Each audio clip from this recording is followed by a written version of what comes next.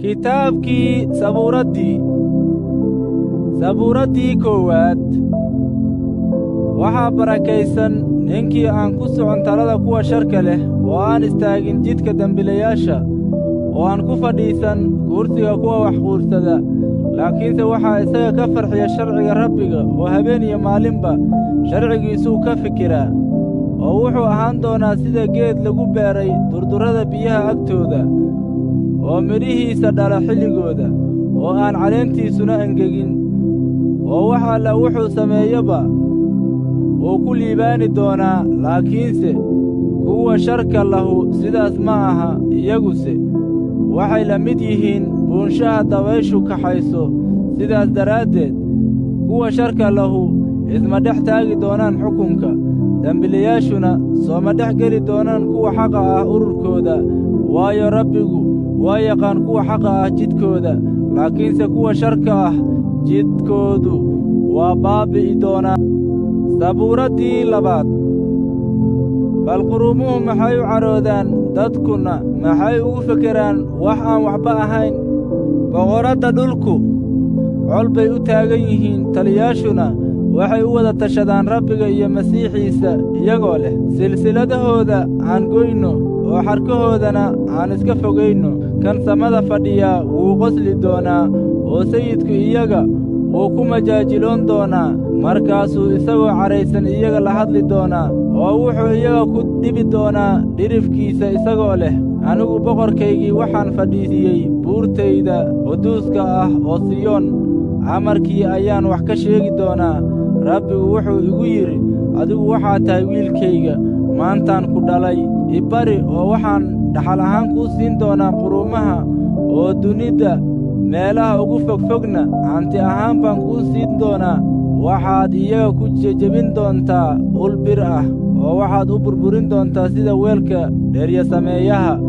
haddaba sidaas daraaddeed boqorradow,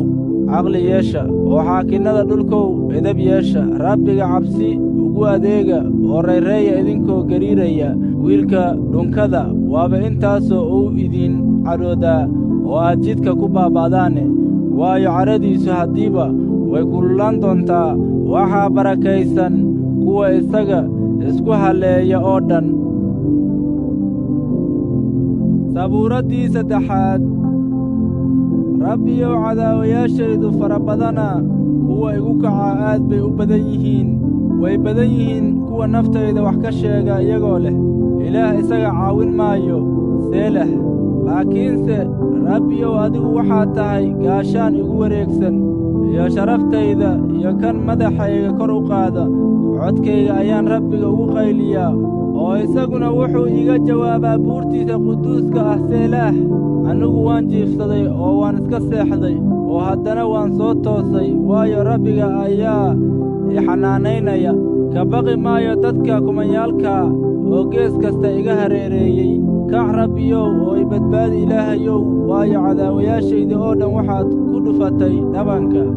oo kuwa sharka leh ilkahoodiina waad jejebisay. badbaado waxaa leh Rabbiga, barakadaadu dadkaaga ha ku soo degto. seelaah. injiilka sida Matayos u qoray cutubka 5. markuu dadkii badnaa arkay ayuu buur fuulay. markaasuu fadhiistay, oo xertiisii ayaa u timid. kolkaasuu afkiisa kala qaaday oo wax baray, isagoo leh, waxaa barakadaysan kuwa xagga ruuxa ka masaakiina, waayo boqortooyada jannada iyagaa leh. waxaa barakadaysan kuwa baroorta, waayo waa la qalbi qaboojin doonaa. waxaa barakadaysan kuwa camalka qabow, waayo dhulkay dhaxli doonaan. waxaa barakadaysan kuwa xaqnimada u gaajaysan oo u harraadsan, waayo way dhergi doonaan. waxaa barakadaysan kuwa naxariista leh, waayo waa loo naxariisan doonaa. waxaa barakadaysan kuwa qalbiga ka daahirsan, waayo ilaah bay arki doonaan. waxaa barakadaysan kuwa nabadda ka shaqeeya,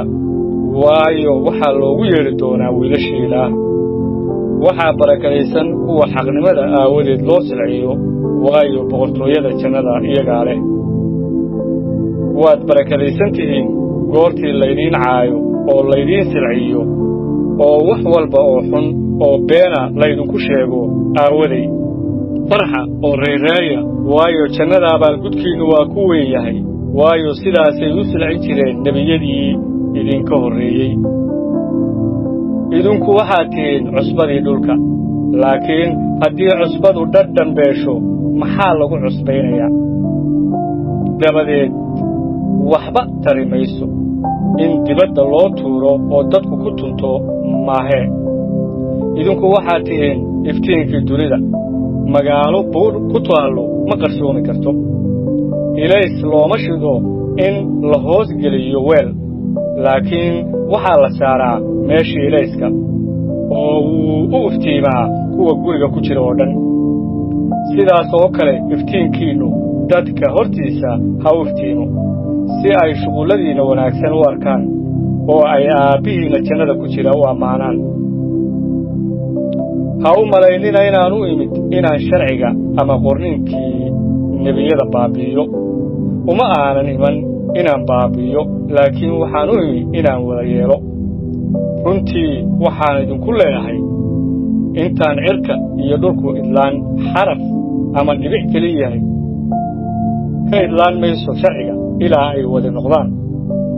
sidaa darteed kii jebiya qaynuunadan kuwa ugu yaryar middood oo sidaas dadka u bara waxaa loogu yeedhi doonaa kan ugu yar boqortooyadii jannada laakiin kii yeela oo bara waxaa loogu yeedhi doonaa kan weyn boqortooyada jannada waayo waxaan idinku leeyahay xaqnimadiinnu haddaanay ka badnaan tan culimmada iyo farrisiinta geliba maysaan boqortooyada jannada waad maqasheen in kuwii hore lagu yidhi waa inaadan dhiig qabin kii dhiig qabaa wuxuu galabsadaa xukunka laakiin waxaan idinku leeyahay mid walba oo walaalkiis u cadhooda wuxuu galabsadaa xukunka oo kii walaalkiis ku yidhaahda nacsihow wuxuu galabsadaa in shirka la geeyo oo kii yidhaahda doqonyahow wuxuu galabsadaa jahannamada dabka ah haddaba haddaad hadiyaddaadda meesha allabariga keento oo meeshaas aad ku xasuusatid in walaalkaa wax kuu haysto hadiyaddaadda ku dhaaf meeshii allabariga horteeda tag oo horta walaalkaa la soo heshii dabadeed kaalay oo hadiyaddaadii bixi dhaqso cadowgaaga ula heshii intaad jidka kula socoto si aan cadowgu xaakinka kuugu dhiibin xaakinkuna askariga kuugu dhiibin oo xabsi laguugu tuurin runtii waxaan idinku leeyahay halkaas ka soo bixi maysid ilaa aad siisid beesada ugu dambaysa waad maqasheen in la yidhi waa inaanan sinaysan laakiin waxaan idinku leeyahay nin walba oo qof dumar ah damac u eega durba qalbigiisuu kaga sinaystay haddii ishaada midig ku xumayso iska bixi oo iska tuur waayo waxaa kuu wanaagsan in xubnahaaga mid kaa lumo intii jidhkaaga oo dhan jahannamada lagu tuuri lahaa gacantaada midig hadday ku xumayso iska jar oo iska tuur waayo waxaa kuu wanaagsan in xubnahaaga mid kaa lunto intii jidhkaaga oo dhan jahannamada geli lahaa waxaa la yidhi ku alla kii naagtiisa fura warqaddiisa furniinkaa siiyo laakiin waxaan idinku leeyahay mid walba oo naagtiisa fura sababta sinnada aawadeed maahee wuxuu ka dhigayaa inay sinaysato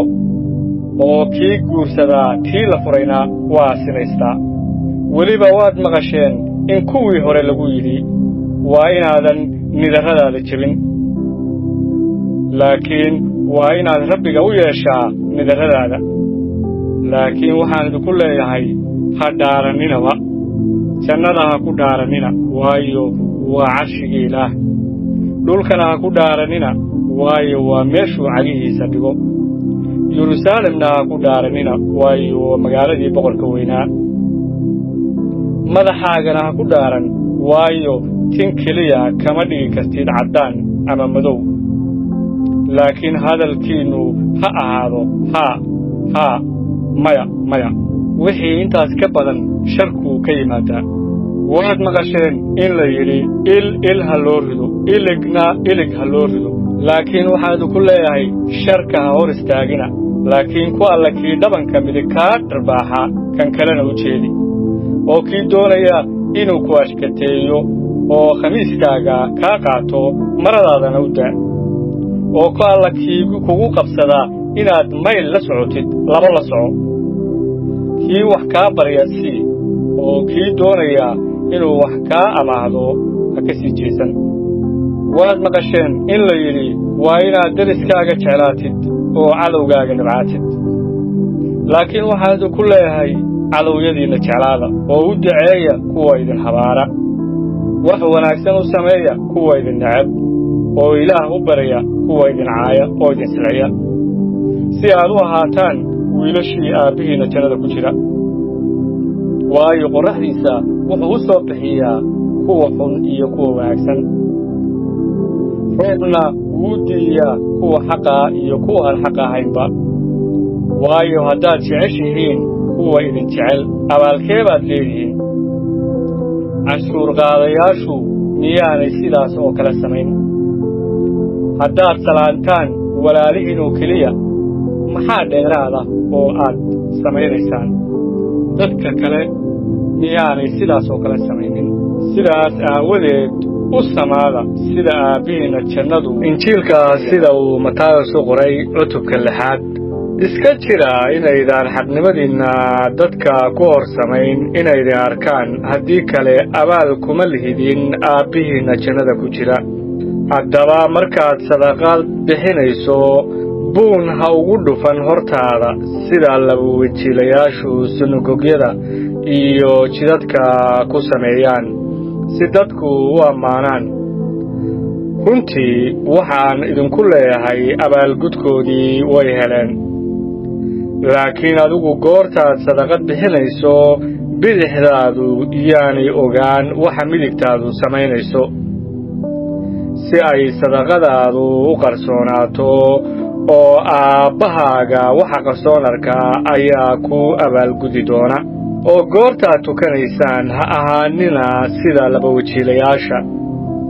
waayo waxay jecel yihiin inay tukadaan iyagoo taagan sunagogyada iyo meesha jidadku isku gooyaan si ay dadka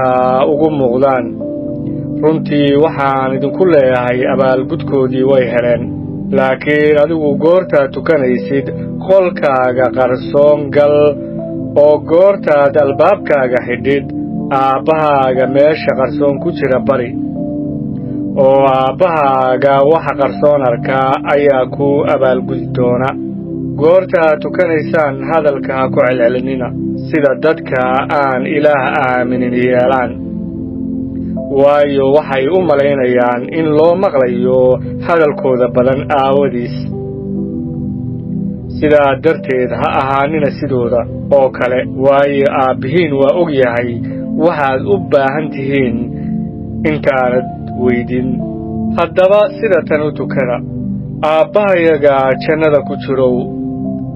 magacaagu quduus ha ahaado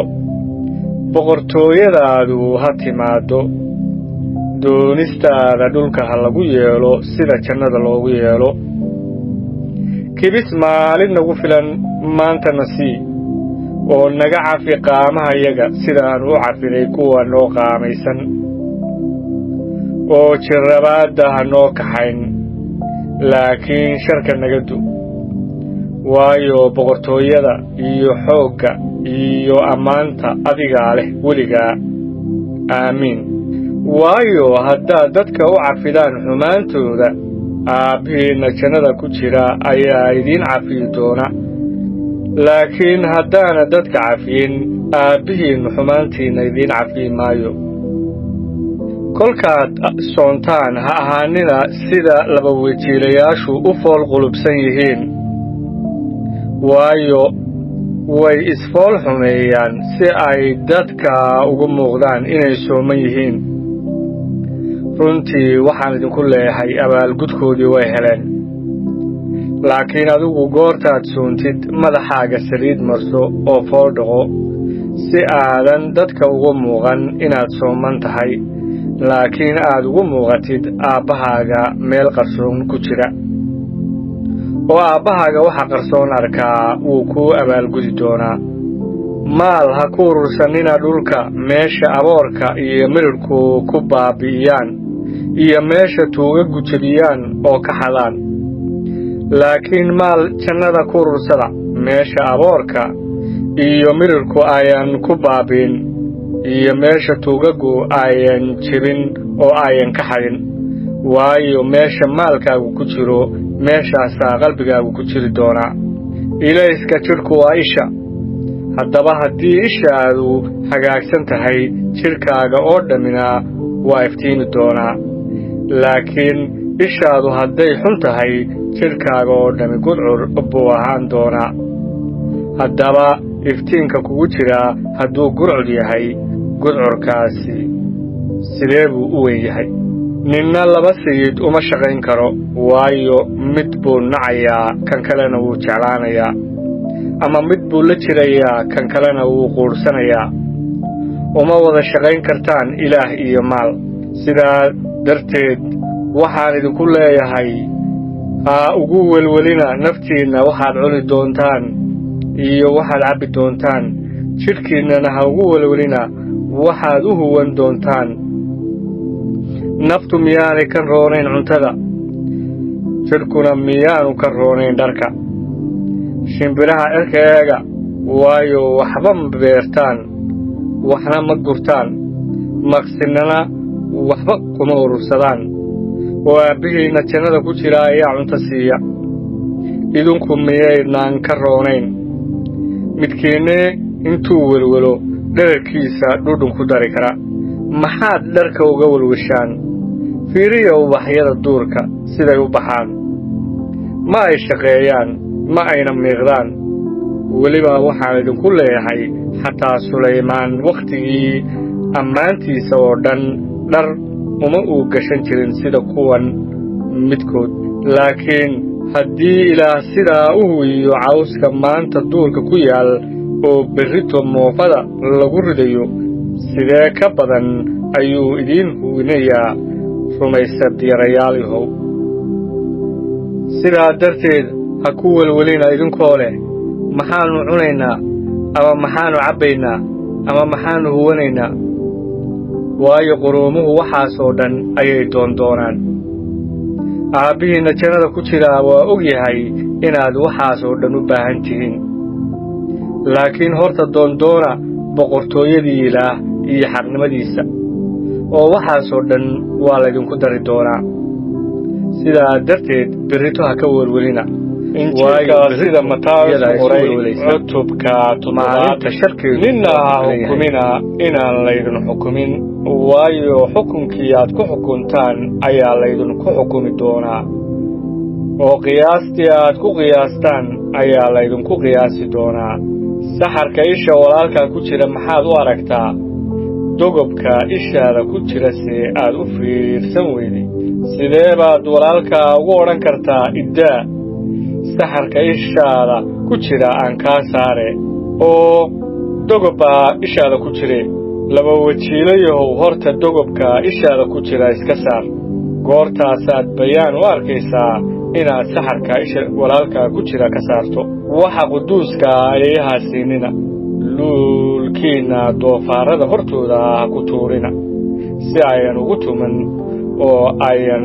idinku soo jeesan oo ayan idin kala jeexjeexin weydiista oo waa la idin siin doonaa doondoona oo waad heli doontaan garaaca oo waa la idinka furi doonaa waayo mid kasta oo weydiista waa la siiyaa kii doonaana wuu helaa kii garaacana waa laga furi doonaa ninkiinne baa haddii wiilkiisu kibis weydiisto dhagax siinaya ama hadduu kalluun weydiisto abayso siinaya haddaba idinka oo shar leh haddaad garanaysaan inaad hadiyado wanaagsan carruurtiinna siisaan intee ka badan ayaa aabbihiinna jannada ku jiraa wax wanaagsan uu siin doonaa kuwa isaga weydiista haddaba wax kasta oo aad doonaysaan in laydin sameeyo idinkuna sidaas oo kale u sameeya waayo kanu waa sharcigii iyo nebiyadii. Iridda cidhiidhsan ka gala, waayo iriddu waa weyn tahay, jidkuna waa ballaaran yahay kan xagga baabi'idda u kaca, oo kuwa ka galaa waa badan yihiin. Waayo iriddu waa cidhiidhsan tahay, jidkuna waa yar yahay kan xagga nolosha u kaca, kuwa helaana waa yar yihiin. Iska jira nebiyada beentaa, kuwa idinku imanaya iyagoo qaba dharka idaad, laakiin hoosta ka ah yay wax boobaysa. Midhahooda ayaad ku garan doontaan. Canab ma laga guraa geed qodxan leh, berdana ma laga guraa yamaaruga. Sidaasaa geed kasta oo wanaagsani midho wanaagsan u dhalaa, geedkii xumina midho xun u dhalaa. Geed wanaagsanu midho xun ma dhali karo, geed xumina midho wanaagsan ma dhali karo. Geed kasta oo aan midho wanaagsan dhalin waa la jaraa oo dabka lagu tuuraa. Sidaa darteed waxaad iyaga ku garanaysaan midhahooda. Ma aha qof kasta oo igu yidhaahda Rabbow, Rabbow, kuwa boqortooyada jannada gelaya, laakiin kii sameeya doonista Aabbahayga jannada ku jira kaasaa gelaya. Maalintaas qaar badan baa odhan doona, Rabbow, Rabbow, miyaanan magacaaga wax ku sii sheegin, oo miyaanan magacaaga jinniyo ku saarin, oo miyaanan magacaaga wax badan oo xoog leh ku samayn? Markaasaan ku odhan doonaa, weligay idinma aqoon, iga taga dembifalayaal yahow. Haddaba qof kasta oo hadalladaydan maqla oo yeela waxaa loo ekaysiinayaa nin caqli leh oo gurigiisa ka duldhistay dhagaxa. Roobkii ayaa da'ay, daadkiina waa yimid, dabayshiina waa dhacday, wayna ku dhaceen gurigaas oo ma uu dumin, waayo waxa laga duldhisay dhagaxa. Qof kasta oo hadalladaydan maqla oo aan yeelin waxaa loo ekaysiinayaa nin doqon ah oo gurigiisa carrada ka duldhisay. Roobkii waa da'ay, daadkiina waa yimid, dabayshiina waa dhacday, wayna ku dhaceen gurigaas, wuuna dumay, dumiddiisiina waa weynayd. Waxaa dhacay goortii Ciise hadalladan dhameeyey in dadkii oo dhammu waxbaraddiisa la yaabeen, waayo wuxuu wax u barayey sida mid amar leh oo uma uu baraynin sida culimmada.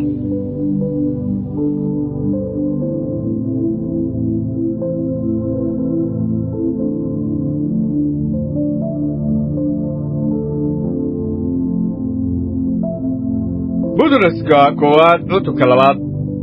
Haddaba sidaas daraaddeed iska wada fogeeya xumaan oo dhan iyo khiyaano oo dhan iyo labawajiilinimo iyo hinaaso iyo cay oo dhan,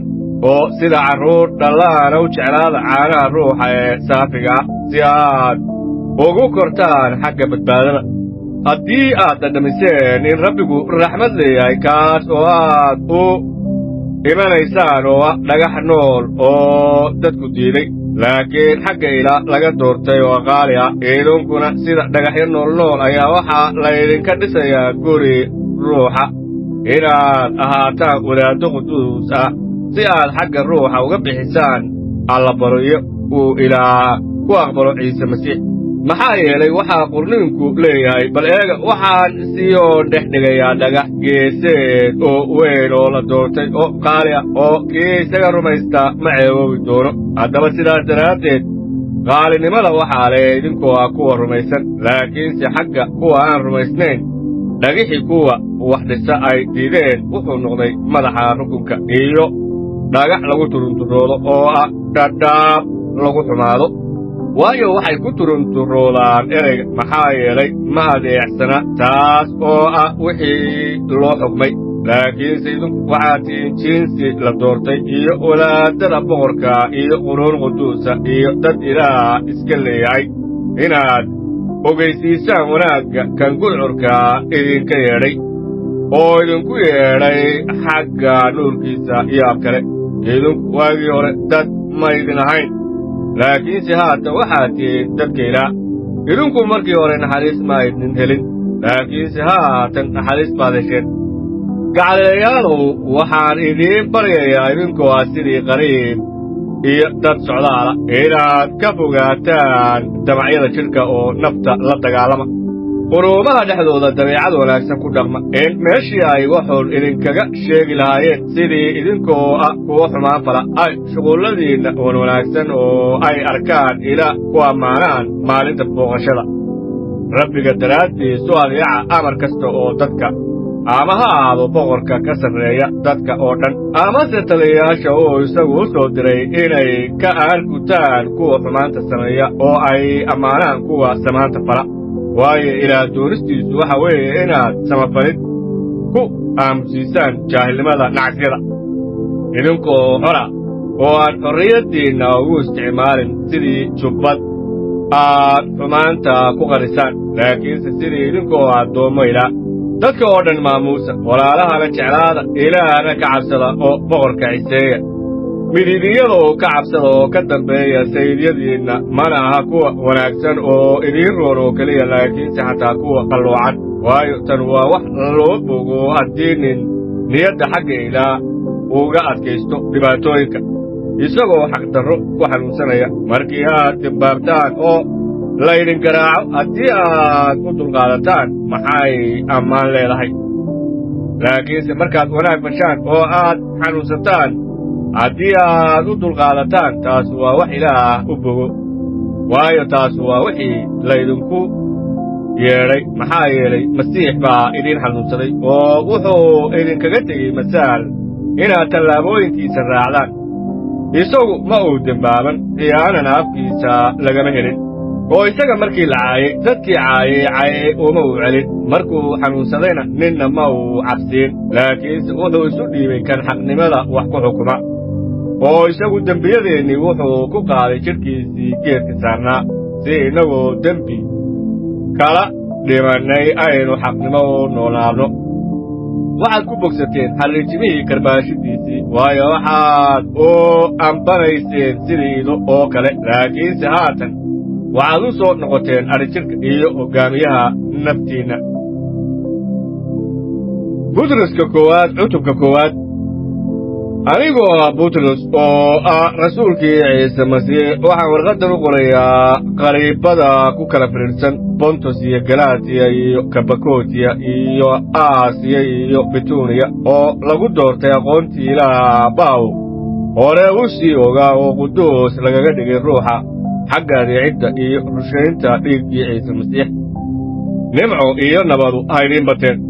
ammaanu ha u ahaato ilaaha aabbaha rabbigeenna ciise masiix naxariistiisa badan aawadeed ayuu mar kaleyna dhalay inaynu rajo nool ku helno sara kiciddii ciise masiix ka soo sara kacay kuwii dhintay oo aynu helno dhaxal aan dhammaanayn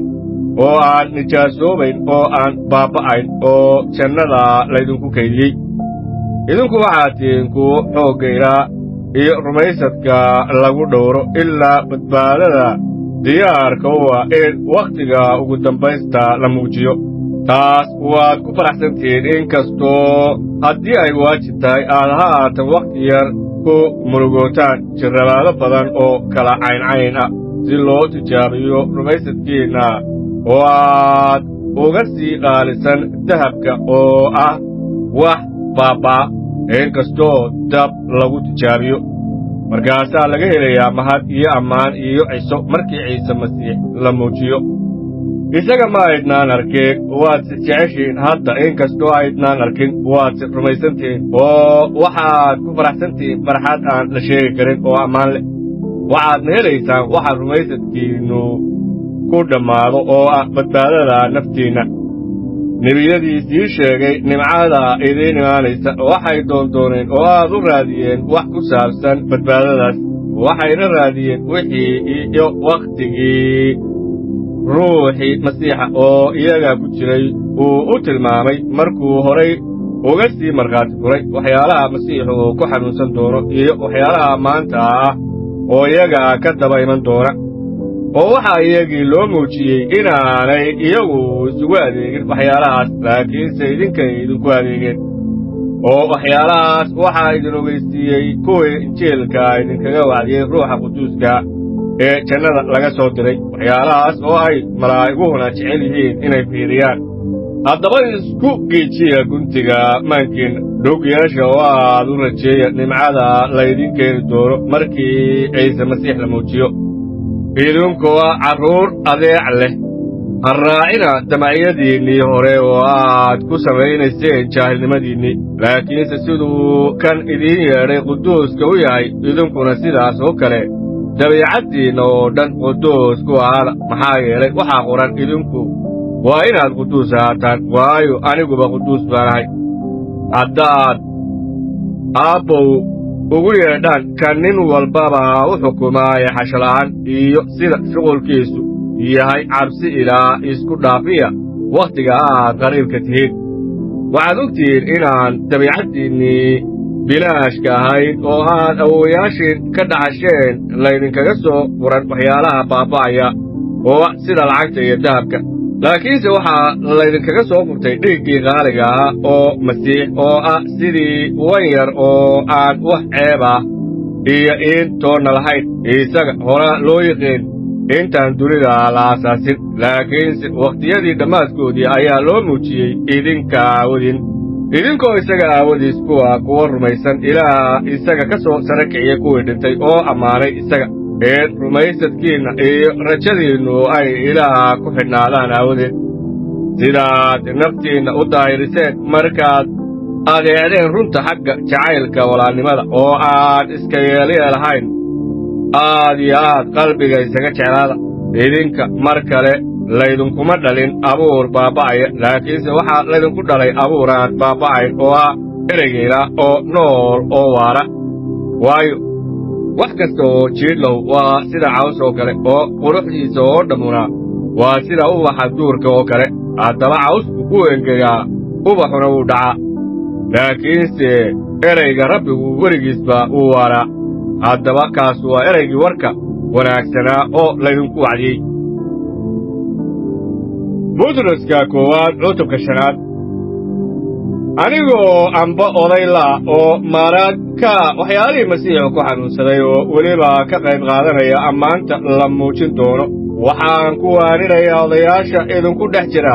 ilaaliya idahayda oo idin dhex jooga idinkoo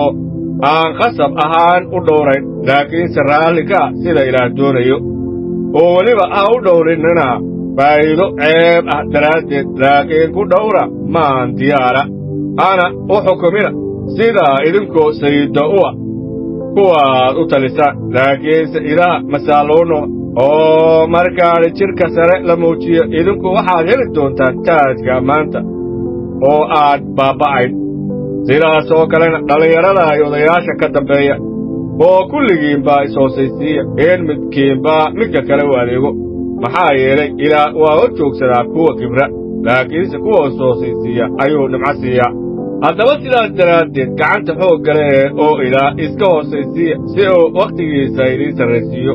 welwelkiinna oo dhan isaga saara maxaa yeelay isagu dan buu idinka leeyahay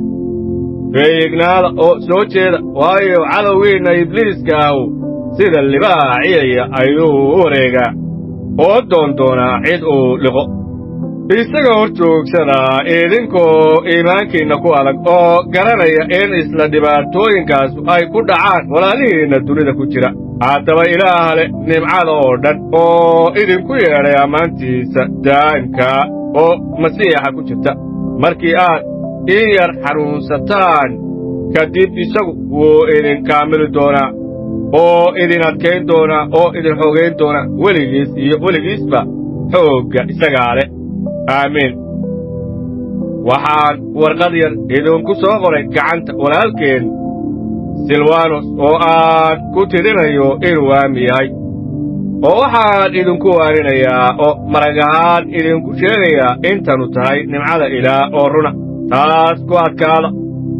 waxaa idinsoo salaamaya tan baabuloon joogta oo laydinla doortay iyo wiilkayga markos isku salaama dhunkasho jacayla oo intiinna masiixa kuwiisaa oo dhan nabad waa waato efesos cutubka 2 idinku waxaad ku dhimateen xadgudubyadiinna iyo dembiyadiinna kuwaas oo aad markii hore ugu socon jirteen sida socodka wakhtigan iyo sida madaxda xoogga wada oo ruuxa haatan ka dhex shaqaynaya carruurta caasinimada iyaga dhexdooda mar baynu dhammaanteen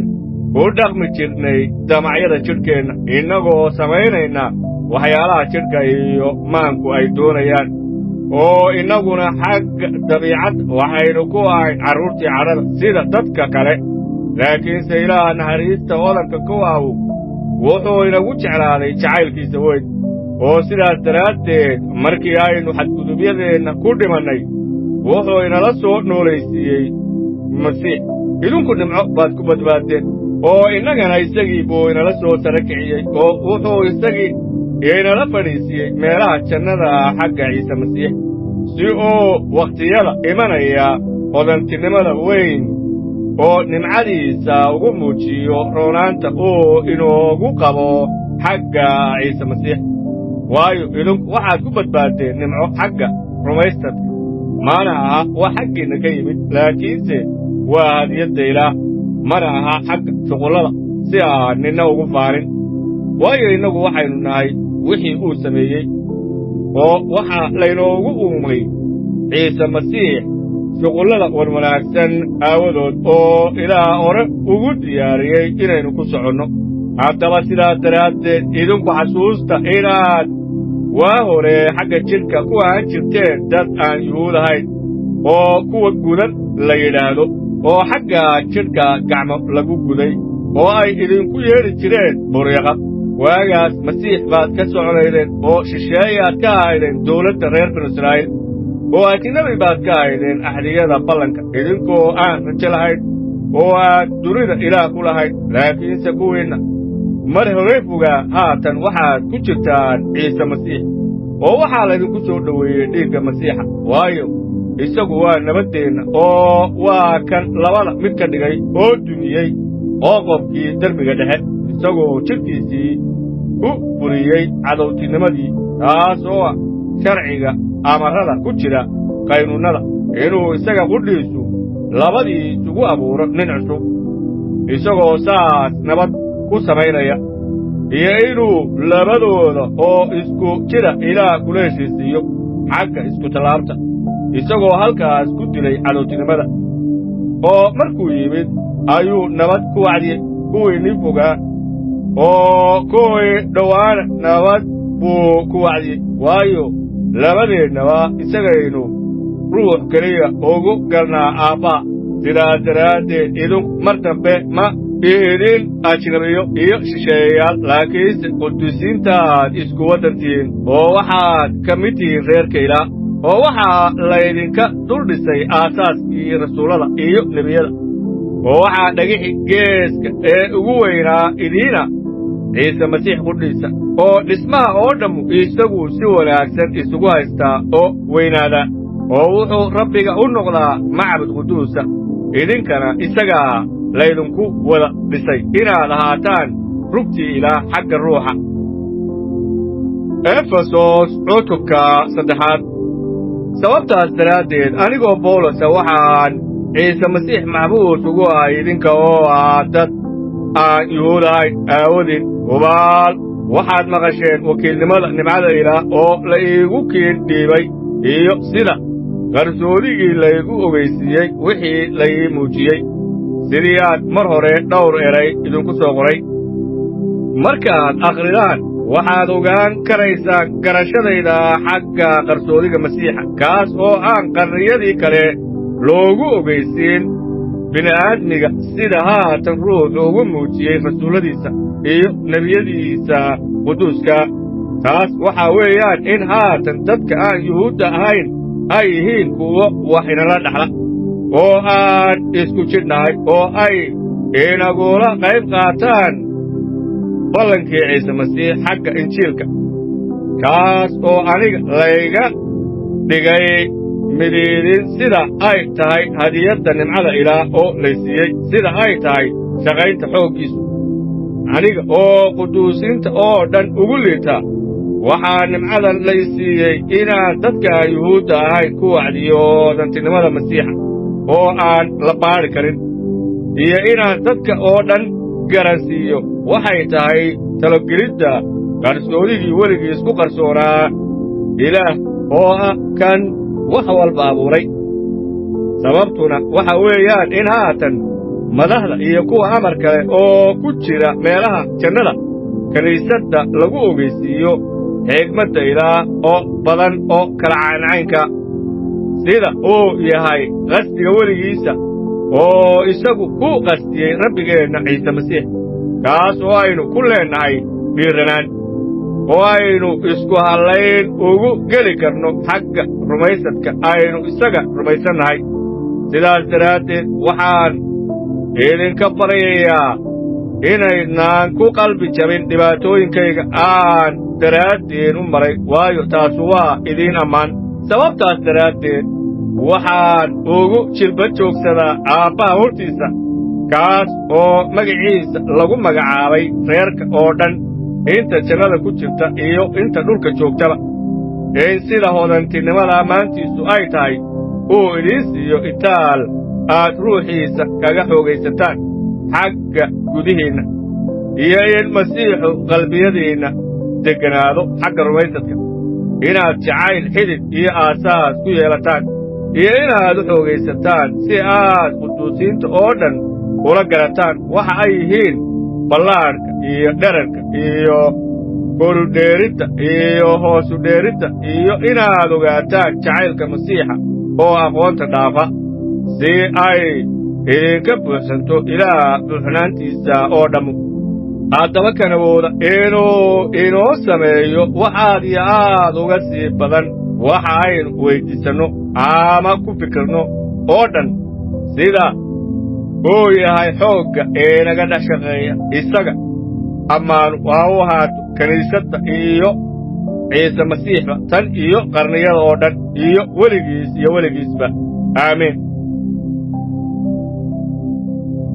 efesos cutubka 4 haddaba sidaas daraaddeed anigoo maxbuus u ah rabbiga waxaan idinka baryayaa inaad yeedhistii laydinku yeedhay ugu socotaan si istaahila idinkoo leh is-hoosaysiin iyo qalbi qaboobaan oo dhan iyo samir oo midkiiba midka kale jacayl ugu dulqaadanayo ku dadaala inaad midownimada xagga ruuxa ku xejisaan xidhiidhka nabadda haddaba waxaa jira jidh keliya iyo ruux keliya xataa sida idinka laydinkugu yeedhay rajo keliya xagga yeedhistiinnii oo waxaa jira rabbi keliya iyo iimaan keliya iyo baabtiis keliya iyo ilaah keliya oo kulli aabbe u ah oo wax walba ka sarreeya oo wax walba ka dhex shaqeeya oo wax walba ku jira laakiinse midkeen kastaba nimcada waxaa laynoo siiyey sida ay tahay qiyaasta hadiyadda masiixa sidaa daraaddeed wuxuu yidhi markuu kor u baxay ayuu wuxuu qabtay oo kaxeeyey kuwii maxaabiista ahaan jiray wuxuuna dadka siiyey hadiyado haddaba kor buu u baxay macnaheedu waa maxay haddayan ahayn inuu isagu hoos ugu degtay meelaha dhulka ugu hooseeya waa isla kii hoos u degtay kaan haddana kor u baxay oo samooyinka oo dhan ka sara maray si uu isaga buuxiyo wax kastaba oo qaar wuxuu ka dhigay inay ahaadaan rasuullo qaarna nebiyo qaarna wacdiyayaal qaarna kuwa kiniisadda dhaqaaleeya iyo macallimiin sababtuna waa kaamilidda quduusiinta xagga shuqulka adeegidda iyo xagga dhisidda jidhka masiixa ilaa aynu wada gaadhno midnimada rumaysadka iyo aqoonta wiilka ilaah oo aynu noqonno dad waaweyn xagga qiyaasta koridda ee buuxnaanta masiixa waa inaynaan mar dambe ahaan carruur rogrogmaysa oo lagu kaxaysto dabayl kasta oo cilmi ah xagga dulanka dadka iyo khiyaanada iyo sirta qaladka laakiinse innagoo si jacayl leh runta ugu hadlayna aynu wax walba ku korno xaggiisa kaan madax ah oo ah masiixa kaas oo jidhka oo dhammu si wanaagsan isugu haysto oo isugu wada xidhan yahay caawimaadda xubin kastaaba keento sida xubin kastaaba u shaqaysto qiyaasteeda oo ugu kordhiso jidhka inuu jacayl ku dhismo haddaba sidaas daraaddeed rabbiga waan idinkugu markhaati furayaa oo waxaan idinku leeyahay war mar dambe ha ugu soconnina sida dad aan ilaah aaminin ugu socdaan xumaanta maankooda waxgarashadoodii way madoobaatay oo jaahilnimada iyaga ku jirta aawadeed iyo qalbi engegnaantooda aawadeed ayay ajnabi uga noqdeen nolosha ilaah iyagoo xishood beelay waxay isu daayeen inay wasakhista hunguri weynaan ku sameeyaan laakiin idinku masiixa sidaas kuma aydnan baran hadday run tahay inaad isaga maqasheen oo isaga laydinku baray sida runtu ciise ugu jirto waa inaad iska xoortaan dabiicaddii hore oo ku saabsanayd socodkiinnii aad ku socon jirteen taas oo qarribanta xagga damacyada khiyaanada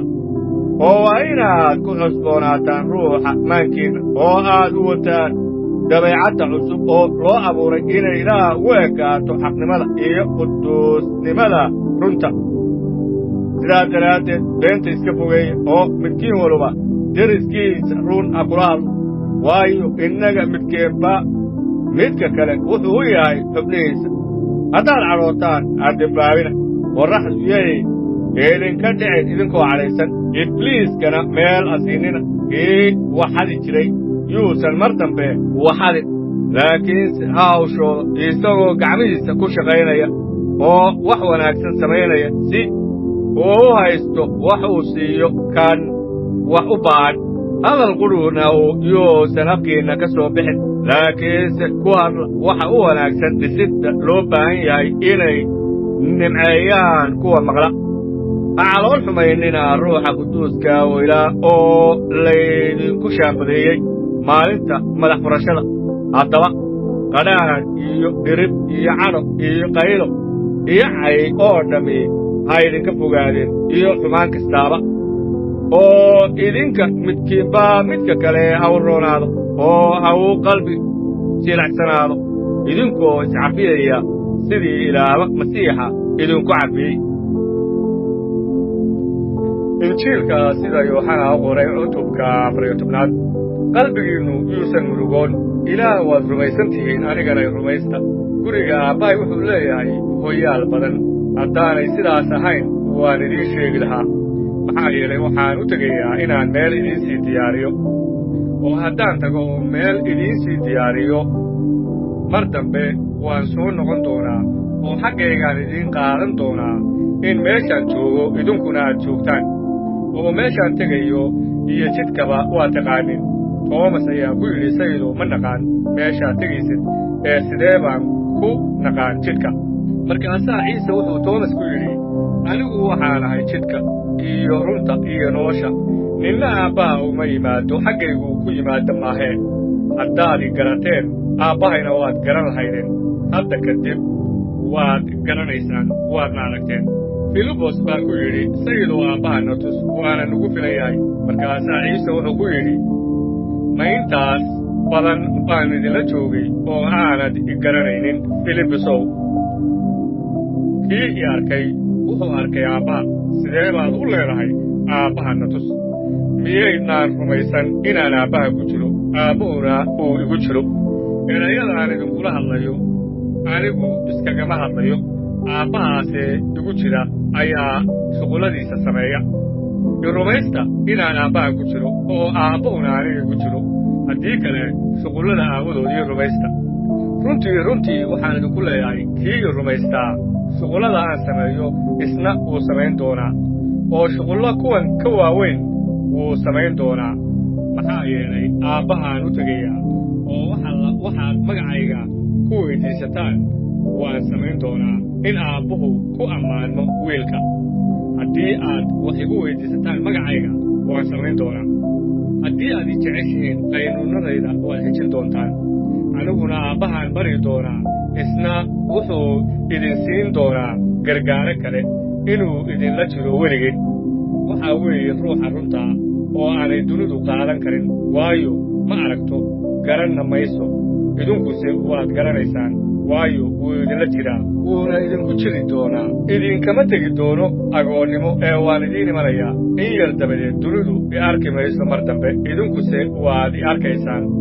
waan noolahay sidaa aawadeed idinkuna waad noolaan doontaan maalintaas waxaad garan doontaan inaan aabbahay ku jiro idinna aad igu jirtaan anna aan idinku jiro kii qaynuunnadayda haysta oo xujiya waa kaas kani jecelna aabbahay waa jeclaan doonaa anna waan jeclaan doonaa waana isu muujin doonaa isaga yuudas iskaariyot maaha ayaa ku yidhi isaga sayidow maxaa dhacay oo annaga aad isugu kaaya muujin doontaa dunidana aadan isugu muujin doonin ciise ayaa u jawaabay oo ku yidhi haddii nin jecel yahay hadalkaygu xejin doonaa aabbahayna waa jeclaan doonaa oo waannu u iman doonnaa waana la joogi doonnaa kii aan ijeclayn hadalkayga ma xejiyo hadalkaad maqlaysaanna kayga maaha laakiin waxaa leh aabbahay soo diray waxyaalahaas ayaan idinkula hadlay intaan idinla joogay laakiin gargaaraha ruuxa quduuska oo aabbuhu ku soo diri doono magacayga wax kasta ayuu idin bari doonaa wuxuuna idin xasuusin doonaa wax kasta oo aan idinku idhi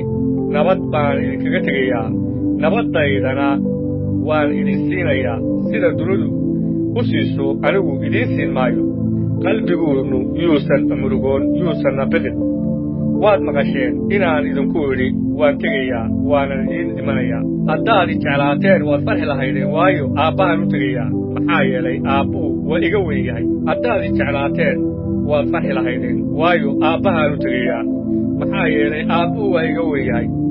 haatan waxaan idinku sheegay intaanay dhicin in markay dhacaan aad rumaysataan mar dambe wax badan idinlama sii hadli doono maxaa yeelay kan madaxa dunidaahu wuu imanayaa isaguna waxba iguma laha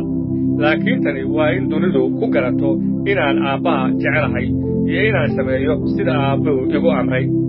kaca aynu meeshan ka tagne injiilka sida yooxana u qoray cutubka 15 anigu waxaan ahay geedka canabkaa oo runta aabbahayna waa beerfalaha laan walba oo igu taal oo aan midho dhalin wuu gooyaa oo mid kasta oo midho dhasha ayuu nadiifiyaa si ay midho ka sii badan u dhasho durba waad nadiifsan tihiin hadalkaan idinkula hadlay daraaddiis igu jira anna aan idinku jireen sida laantu keligeed aanay midho u dhali karin haddaanay geedka canabkaa ku oolin sidaas oo kale idinkuna ma dhali kartaan haddaydnaan igu jirin anaa geedka canabkaa idinkuna waxaad tihiin laamihii kii igu jira oo anna aan ku jiro kaasaa midho badan dhala maxaa yeelay la'aantay waxba ma samayn kartaan qof own hadduusan igu jirin waxaa loo tuuraa sida laan oo kale waana qalalaa markaasaa la ururiyaa oo dabka lagu tuuraa oo la gubaa haddaad igu jirtaan oo ay erayadayduna idinku jiraan weyddiista waxaad doonaysaanba waana laydiin yeeli doonaa waxaa aabbahay ku ammaannaa inaad midho badan dhashaan waxaadna noqon doontaan xertayda siduu aabbuhu ii jeclaaday ayaananna idiin jeclaaday jacaylkayga ku sii jira haddaad qaynuunnadayda xejisaan jacaylkaygaad ku jiri doontaan sidaan qaynuunnada aabbahay u xejiyey oo aan jacaylkiisa ugu jiro waxaan waxyaalahaas idinkula hadlay in farxaddaydu idinku jirto iyo inay farxaddiinnu buuxsanto kanu waa qaynuunkayga inaad isjeclaataan sidaan idiin jeclaaday ninna ma leh jacayl kan ka weyn inuu nin naftiisa u bixiyo saaxiibbaday baad tihiin haddaad yeeshaan waxaan idinku amro mar dambe addoonmo idinku yeedhi maayo maxaa yeelay addoonku garan maayo wuxuu sayidkiisu sameeyo laakiin saaxiibbo waan idinku yeedhay maxaa yeelay waxaan aabbahay ka soo maqlay oo dhan ayaan idin ogeysiiyey idinku ima aydnaan dooran laakiinse anaa idin doortay waanan idiin diray inaad tagtaan oo midho soo dhashaan iyo in midhihiinnu sii jiraan in wax alla waxaad aabbaha magacayga ku weyddiisataan uu idin siiyo waxyaalahaas ayaan idinku amray inaad jeclaataan dunidu hadday nin nabcaato waad garanaysaan inay hortiinni nabcaatay haddaad kuwa dunida ahaan lahaydeen dunidu kuweeda way jeclaan lahayd laakiin kuwa dunida ma ihdin waanse idinka doortay dunida taas aawadeed dunidu way idin necab tahay xasuusta hadalkaan idinku idhi addoon kama weyna sayidkiisa hadday silciyeen idinkana way idin silcin doonaan hadday hadalkayga xejiyeen kiinana way xejin doonaan laakiinse waxyaalahaas oo dhan waxay idinku samayn doonaan magacayga aawadii maxaa yeelay waxaanan garanayn kii soo diray haddaanan iman oo aanan la hadlin dembi ma ay lahaadeen laakiin hadda dembigooda marmarsiiyo uma haystaan kii neceb wuxuu kaloo necab yahay aabbahay haddaanan dhexdooda ku samayn shugullada aan nin kale samayn dembi ma ay lahaadeen haddase aniga iyo aabbahayba wayna arkeen oona dhibcaadeen laakiin sidaas waxay u noqotay inuu dhammaado hadalka sharcigooda ku qorani way ii dhibcaadeen sabab la'aan laakiin markuu yimaado gargaaraha oo aan xagga aabbaha ka soo diri doono isagoo ah ruuxa runta oo xagga aabbaha ka soo baxa ayuu ii marag furi doonaa idinkuna waad marag furi doontaan waayo tan iyo bilowgii waad ila jirteen kitaabkii sabuuraddii koowaad waxaa barakaysan ninkii aan ku socon talada kuwa sharka leh oo aan istaagin jidka dembiilayaasha oo aan ku fadhiisan kursiga kuwa wax quursada laakiinse waxaa isaga ka farxiya sharciga rabbiga oo habeen iyo maalinba sharcigiisuu ka fikiraa oo wuxuu ahaan doonaa sida geed lagu beeray durdurrada biyaha agtooda oo midhihiisa dhala xilligooda oo aan caleentiisuna engegin oo wax alla wuxuu sameeyaba wuu ku liibaani doonaa laakiinse kuwa sharka lahu sidaas ma aha iyaguse waxay la mid yihiin buunshaha dabayshu kaxayso sidaas daraaddeed kuwa sharka lahu isma dhex taagi doonaan xukunka dembiilayaashuna sooma dhex geli doonaan kuwa xaqa ah ururkooda waayo rabbigu waa yaqaan kuwa xaqa ah jidkooda laakiinse kuwa sharka ah jidkoodu waa baabi'i doonaa sabuuraddii labaad bal qurumuhu maxay u caroodaan dadkuna maxay ugu fekeraan wax aan waxba ahayn boqoradda dhulku col bay u taagan yihiin taliyaashuna waxay u wada tashadaan rabbiga iyo masiixiisa iyagoo leh silsiladahooda aan goyno oo xarkahoodana aan iska fogayno kan samada fadhiyaa wuu qosli doonaa oo sayidku iyaga wuu ku majaajiloon doonaa markaasuu isagoo caraysan iyaga la hadli doonaa oo wuxuu iyaga ku dhibi doonaa dhirifkiisa isagoo leh anigu boqorkaygii waxaan fadhiisiiyey buurtayda quduuska ah oo siyoon amarkii ayaan wax ka sheegi doonaa rabbigu wuxuu igu yidhi adigu waxaad tahay wiilkayga maantaan ku dhalay ibari oo waxaan dhaxal ahaan kuu siin doonaa quruumaha oo dunida meelaha ugu fogfogna hanti ahaan baan kuu siin doonaa waxaad iyaga ku jejebin doontaa ul bir ah oo waxaad u burburin doontaa sida weelka dheryasameeyaha haddaba sidaas daraaddeed boqorradow caqli yeesha oo xaakinnada dhulkow edab yeesha rabbiga cabsi ugu adeega oo rayreeya idinkoo gariiraya wiilka dhunkada waaba intaasoo uu idin cadhoodaa oo aad jidka ku baaba'daane waayo cadhadiisu haddiiba way kululaan doontaa waxaa barakaysan kuwa isaga isku halleeya oo dhan sabuuraddii saddexaad rabbiyow cadaawayaashaydu fara badana kuwa igu kacaa aad bay u badan yihiin way badan yihiin kuwa naftayda wax ka sheega iyagoo leh ilaah isaga caawin maayo seelah laakiinse rabbiyow adigu waxaad tahay gaashaan igu wareegsan iyo sharaftayda iyo kan madaxayga kor u qaada codkayga ayaan rabbiga ugu qayliyaa oo isaguna wuxuu iga jawaabaa buurtiisa quduuska ah seelaah anigu waan jiifsaday oo waan iska seexday oo haddana waan soo toosay waayo rabbiga ayaa i xanaanaynaya ka baqi maayo dadka kumanyaalkaa oo gees kasta iga hareereeyey kac rabbiyow oo i badbaadi ilaahayow waayo cadaawayaashaydii oo dhan waxaad ku dhufatay dhabanka oo kuwa sharka leh ilkahoodiina waad jejebisay badbaado waxaa leh rabbiga barakadaadu dadkaaga ha ku soo degto seelaah injiilka sida Matayos u qoray cutubka 5 markuu dadkii badnaa arkay ayuu buur fuulay markaasuu fadhiistay oo xertiisii ayaa u timid kolkaasuu afkiisa kala qaaday oo wax baray isagoo leh waxaa barakadaysan kuwa xagga ruuxa ka masaakiina waayo boqortooyada jannada iyagaa leh waxaa barakadaysan kuwa baroorta waayo waa la qalbi qaboojin doonaa waxaa barakadaysan kuwa camalka qabow waayo dhulkay dhaxli doonaan waxaa barakadaysan kuwa xaqnimada u gaajaysan oo u haraadsan waayo way dhergi doonaan waxaa barakadaysan kuwa naxariista leh waayo waa loo naxariisan doonaa waxaa barakadaysan kuwa qalbiga ka daahirsan waayo ilaah bay arki doonaan waxaa barakadaysan kuwa nabadda ka shaqeeya waayo waxaa loogu yeedhi doonaa wiilashii ilaah waxaa barakadaysan kuwa xaqnimada aawadeed loo silciyo waayo boqortooyada jannada iyagaa leh waad barakadaysan tihiin goortii laydiin caayo oo laydiin silciyo oo wax walba oo xun oo beena laydinku sheego aawaday farxa oo reereeya waayo jannada abaalgudkiinnu waa ku weyn yahay waayo sidaasay u silcin jireen nebiyadii idinka horreeyey idinku waxaad tihiin cusbadii dhulka laakiin haddii cusbadu dhadhan beesho maxaa lagu cusbaynayaa dabadeed waxba tari mayso in dibadda loo tuuro oo dadku ku tunto maahee idinku waxaad tihiin iftiinkii dunida magaalo buur ku taallo ma qarsoomi karto ilays looma shido in la hoos geliyo weel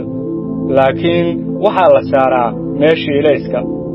oo wuu u iftiimaa kuwa guriga ku jira oo dhan sidaas oo kale iftiinkiinnu dadka hortiisa ha u iftiimo si ay shuqulladiinna wanaagsan u arkaan oo ay aabbihiinna jannada ku jira u ammaanaan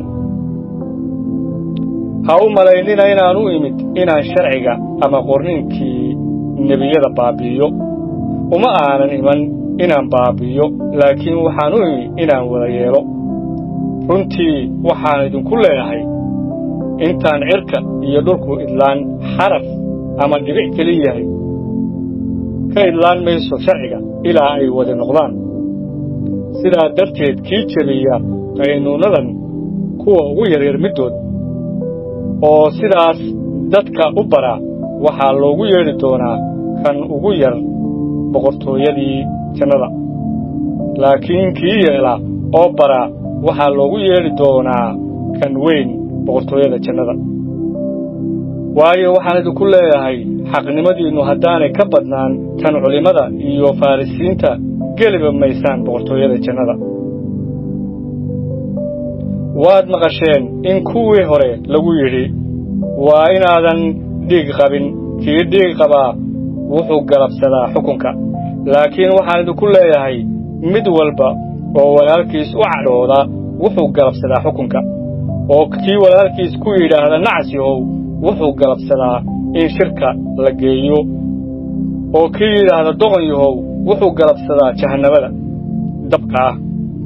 haddaba haddaad hadiyaddaadda meesha allabariga keento oo meeshaas aad ku xasuusatid in walaalkaa wax kuu haysto hadiyaddaadda ku dhaaf meeshii allabariga horteeda tag oo horta walaalkaa la soo heshii dabadeed kaalay oo hadiyaddaadii bixi dhaqso cadowgaaga ula heshii intaad jidka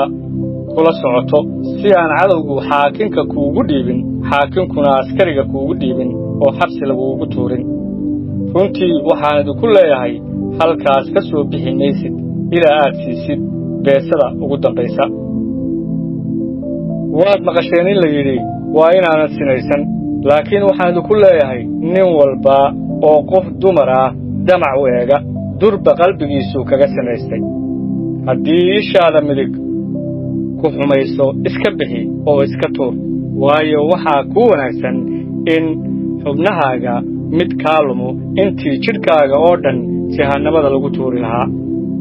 gacantaada midig hadday ku xumayso iska jar oo iska tuur waayo waxaa kuu wanaagsan in xubnahaaga mid kaa lunto intii jidhkaaga oo dhan jahannamada geli lahaa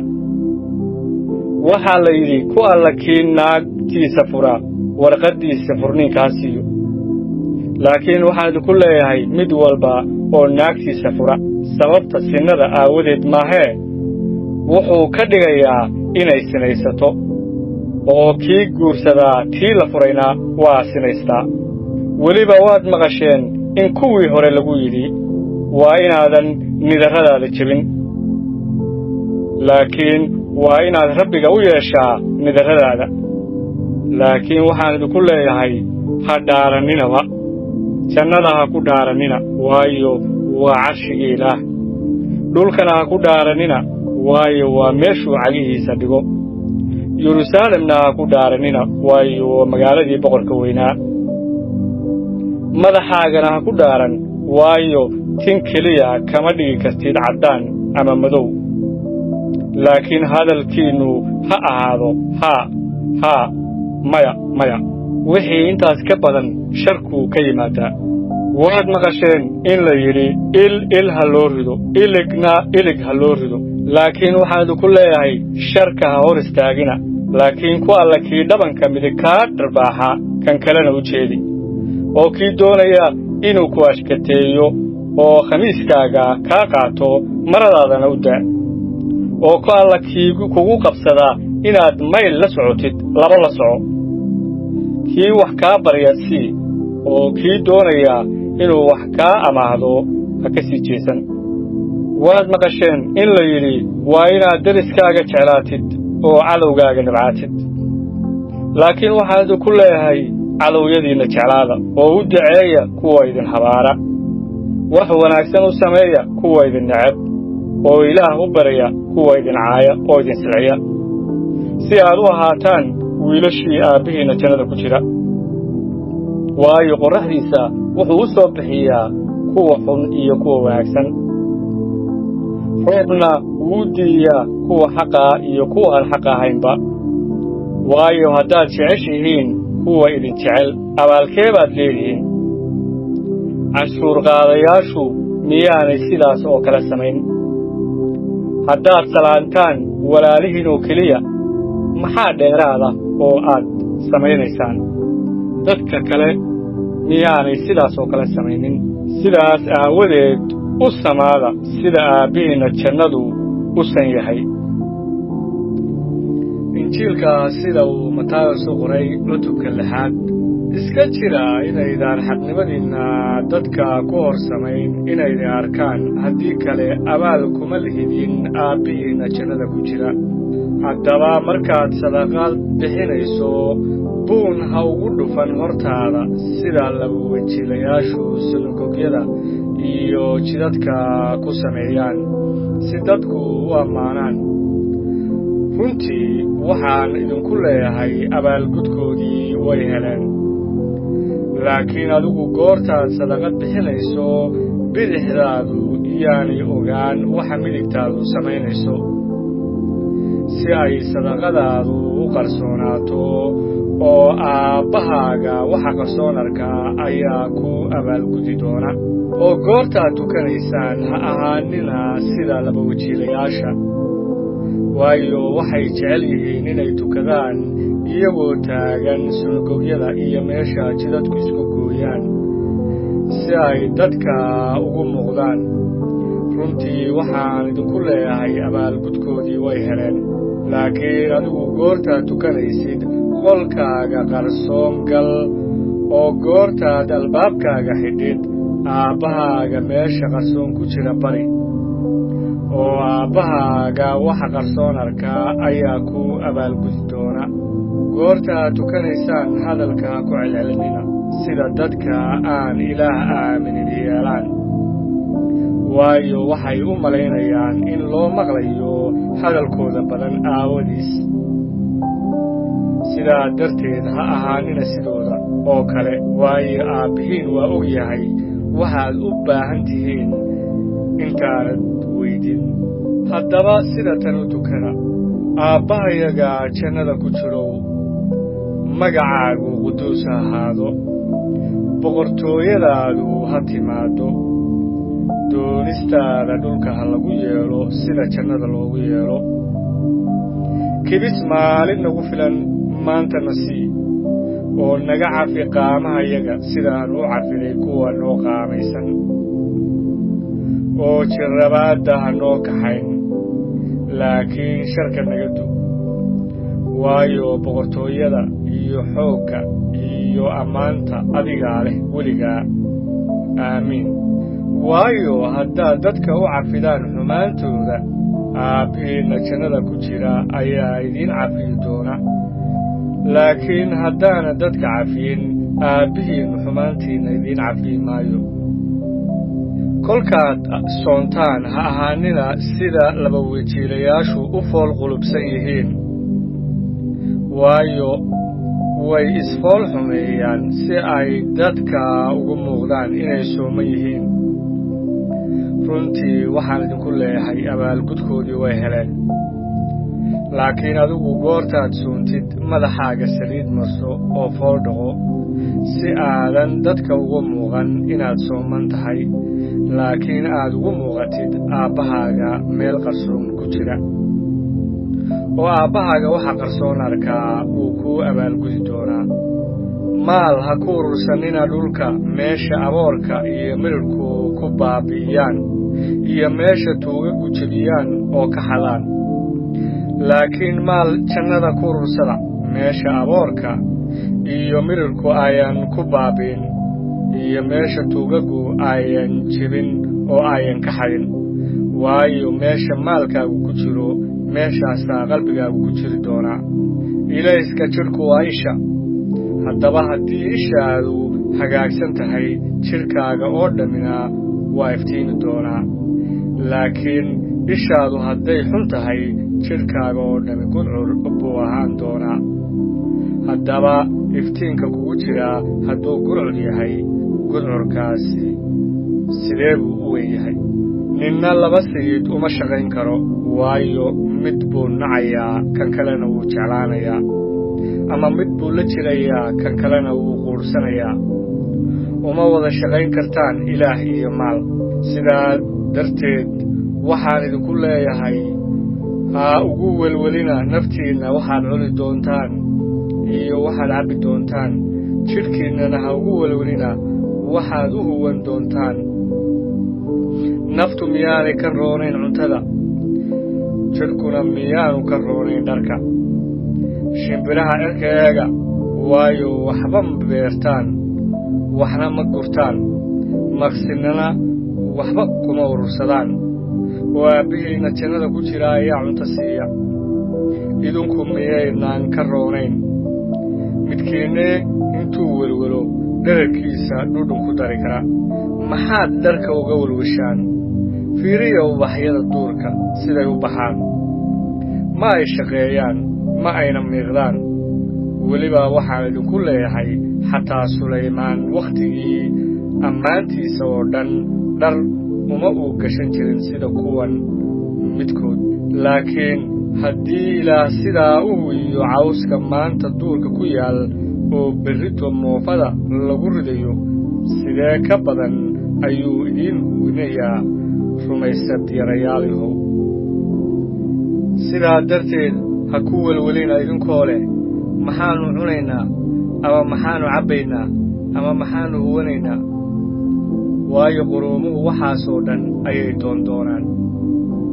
aabbihiinna jannada ku jiraa waa og yahay inaad waxaasoo dhan u baahan tihiin laakiin horta doondoona boqortooyadii ilaah iyo xaqnimadiisa oo waxaasoo dhan waa laydinku dari doonaa sidaa darteed berrito ha ka welwelina waayo berrito iyadaa isu welwelaysa maalinta sharkeedu waa ku filan yahay injiilka sida mataayos u qoray cutubka 7 ninna ha xukumina inaan laydin xukumin waayo xukunkii aad ku xukuntaan ayaa laydinku xukumi doonaa oo qiyaastii aad ku qiyaastaan ayaa laydinku qiyaasi doonaa saxarka isha walaalkaa ku jira maxaad u aragtaa dogobka ishaada ku jira see aad u fiirsan weyday sidee baad walaalkaa ugu odhan kartaa iddaa saxarka ishaada ku jira aan kaa saare oo dogobbaa ishaada ku jire laba wajiilayahow horta dogobka ishaada ku jira iska saar goortaasaad bayaan u arkaysaa inaad saxarka isha walaalkaa ku jira ka saarto waxa quduuska ayaha siinina luulkiina doofaarada hortooda ku tuurina si ayan ugu tuman oo ayan idinku soo jeesan oo ayan idin kala jeexjeexin weydiista oo waa la idin siin doonaa doondoona oo waad heli doontaan garaaca oo waa la idinka furi doonaa waayo mid kasta oo weydiista waa la siiyaa kii doonaana wuu helaa kii garaacana waa laga furi doonaa ninkiinne baa haddii wiilkiisu kibis weydiisto dhagax siinaya ama hadduu kalluun weydiisto abayso siinaya haddaba idinka oo shar leh haddaad garanaysaan inaad hadiyado wanaagsan carruurtiinna siisaan intee ka badan ayaa aabbihiinna jannada ku jiraa wax wanaagsan uu siin doonaa kuwa isaga weydiista haddaba wax kasta oo aad doonaysaan in laydiin sameeyo idinkuna sidaas oo kale u sameeya waayo kanu waa sharcigii iyo nebiyadii iridda cidhiidhsan ka gala waayo iriddu waa weyn tahay jidkuna waa ballaaran yahay kan xagga baabi'idda u kaca oo kuwa ka galaa waa badan yihiin waayo iriddu waa cidhiidhsan tahay jidkuna waa yar yahay kan xagga nolosha u kaca kuwa helaana waa yar yihiin iska jira nebiyada beentaa kuwa idinku imanaya iyagoo qaba dharka idaad laakiin hoosta ka ah iyay wax boobaysa midhahooda ayaad ku garan doontaan canab ma laga guraa geed qodxan leh berdana ma laga guraa yamaaruga sidaasaa geed kasta oo wanaagsani midho wanaagsan u dhalaa geedkii xumina midho xun u dhalaa geed wanaagsanu midho xun ma dhali karo geed xumina midho wanaagsan ma dhali karo geed kasta oo aan midho wanaagsan dhalin waa la jaraa oo dabka lagu tuuraa sidaa darteed waxaad iyaga ku garanaysaan midhahooda ma aha qof kasta oo igu yidhaahda rabbow rabbow kuwa boqortooyada jannada gelaya laakiin kii sameeya doonista aabbahayga jannada ku jira kaasaa gelaya maalintaas qaar badan baa odhan doona rabbow rabbow miyaanan magacaaga wax ku sii sheegin oo miyaanan magacaaga jinniyo ku saarin oo miyaanan magacaaga wax badan oo xoog leh ku samayn markaasaan ku odhan doonaa weligay idinma aqoon iga taga dembi falayaalyahu haddaba qof kasta oo hadalladaydan maqla oo yeela waxaa loo ekaysiinayaa nin caqli leh oo gurigiisa ka duldhistay dhagaxa roobkii ayaa da'ay daadkiina waa yimid dabayshiina waa dhacday wayna ku dhaceen gurigaas oo ma uu dumin waayo waxa laga duldhisay dhagaxa qof kasta oo hadalladaydan maqla oo aan yeelin waxaa loo ekaysiinayaa nin doqon ah oo gurigiisa carrada ka duldhisay roobkii waa da'ay daadkiina waa yimid dabayshiina waa dhacday wayna ku dhaceen gurigaas wuuna dumay dumiddiisiina waa weynayd waxaa dhacay goortii ciise hadalladan dhameeyey in dadkii oo dhammu waxbaraddiisa la yaabeen waayo wuxuu wax u barayey sida mid amar leh oo uma uu baraynin sida culimmada buduruska koowaad cutubka labaad haddaba sidaas daraaddeed iska wada fogeeya xumaan oo dhan iyo khiyaano oo dhan iyo labawejiilinimo iyo hinaaso iyo cay oo dhan oo sida carruur dhallaana u jeclaada caanaha ruuxa ee saafiga ah si aad ugu kortaan xagga badbaadada haddii aad dhadhamiseen in rabbigu raxmad leeyahay kaas oo aad u imanaysaan oo ah dhagax nool oo dadku diiday laakiin xagga ilaah laga doortay oo qaali ah idinkuna sida dhagaxyo noolnool ayaa waxaa laydinka dhisayaa guri ruuxa inaad ahaataan wadaaddo quduus ah si aad xagga ruuxa uga bixisaan allabaryo uu ilaah ku aqbalo ciise masiix maxaa yeelay waxaa qurniinku leeyahay bal eega waxaan siyoo dhex dhigayaa dhagax geeseed oo weyn oo la doortay oo qaali ah oo kii isaga rumaystaa ma ceeboobi doono haddaba sidaas daraaddeed qaalinimada waxaa leh idinkoo ah kuwa rumaysan laakiinse xagga kuwa aan rumaysnayn dhagixii kuwa wax dhisa ay diideen wuxuu noqday madaxa rukunka iyo dhagax lagu turunturoodo oo ah dhadhaab lagu xumaado waayo waxay ku turunturoodaan ereyga maxaa yeelay ma adeecsana taas oo ah wixii loo xugmay laakiinse idinku waxaad tihiin jinsi la doortay iyo walaadada boqorka iyo quruun quduusa iyo dad ilaah iska leeyahay inaad ogaysiisaan wanaagga kan gudcurka idinka yeedhay oo idinku yeedhay xagga nuurkiisa yaab kale idinku waagii hore dad maydin ahayn laakiinse haatan waxaad tihiin dadka ilaah idinku markii hore naxariis ma aydin helin laakiinse haatan naxariis baad hesheen gacaliyayaalow waxaan idiin baryayaa idinkoo ah sidii qariib iyo dad socdaala inaad ka fogaataan damacyada jidhka oo nafta la dagaalama quruumaha dhexdooda dabeecad wanaagsan ku dhaqma in meeshii ay waxuun idinkaga sheegi lahaayeen sidii idinkoo ah kuwa xumaan fala ay shuqulladiinna wanaagsan oo ay arkaan ilaah ku ammaanaan maalinta booqashada rabbiga daraaddiisu adeeca amar kasta oo dadka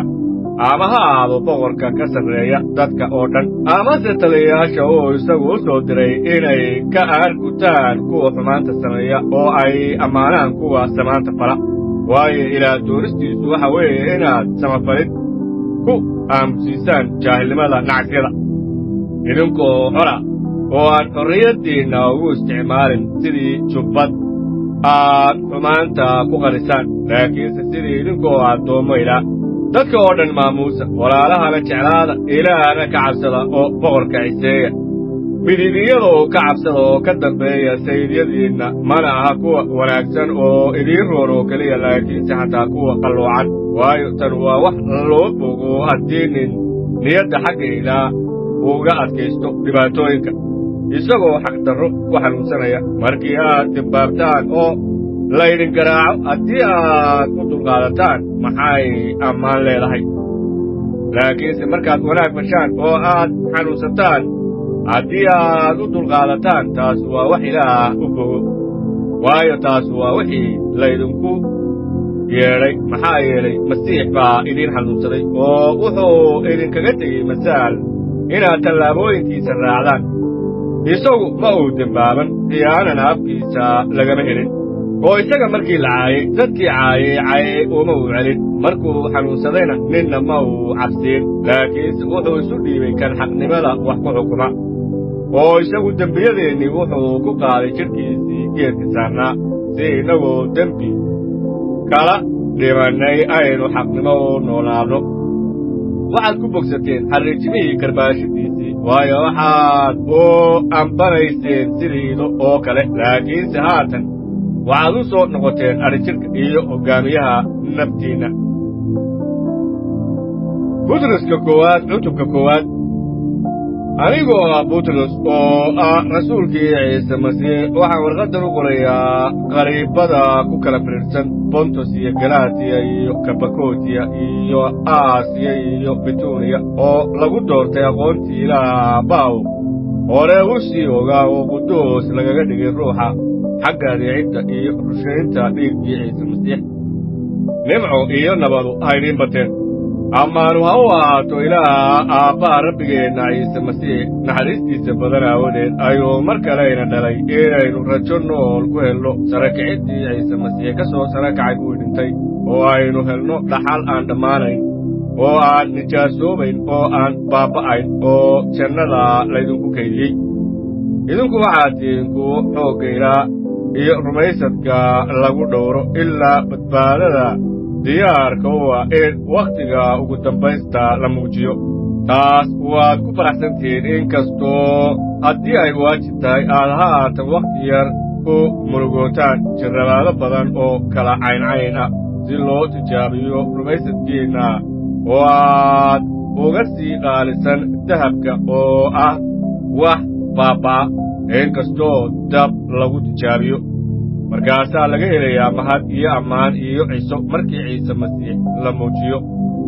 isaga ma aydnaan arkin waad si jeceshiin hadda in kastoo aydnaan arkin waad si rumaysantihiin oo waxaad ku faraxsantihiin farxad aan la sheegi karin oo ammaan leh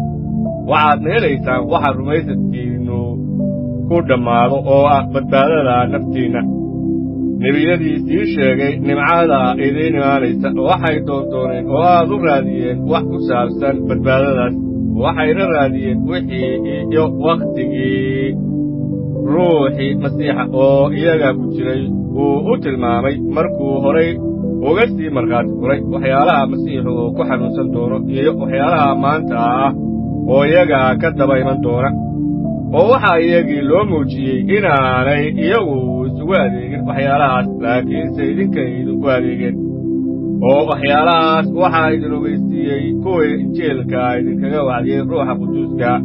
ee jannada laga soo diray waxyaalahaas oo ay malaa'iguhuna jecel yihiin inay fiiriyaan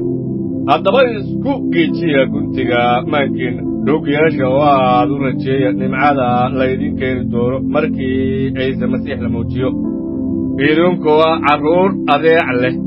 ha raacina damacyadiinnii hore oo aad ku samaynayseen jaahilnimadiinnii laakiinse siduu kan idiin yeedhay quduuska u yahay idinkuna sidaas oo kale dabiicaddiinna oo dhan quduus ku ahaada maxaa yeelay waxaa qoran idinku waa inaad quduus ahaataan waayo aniguba quduus baan ahay haddaad aabbow ugu yeedhaan kan nin walbaba u xukumaa ee xashala'aan iyo sida shuqulkiisu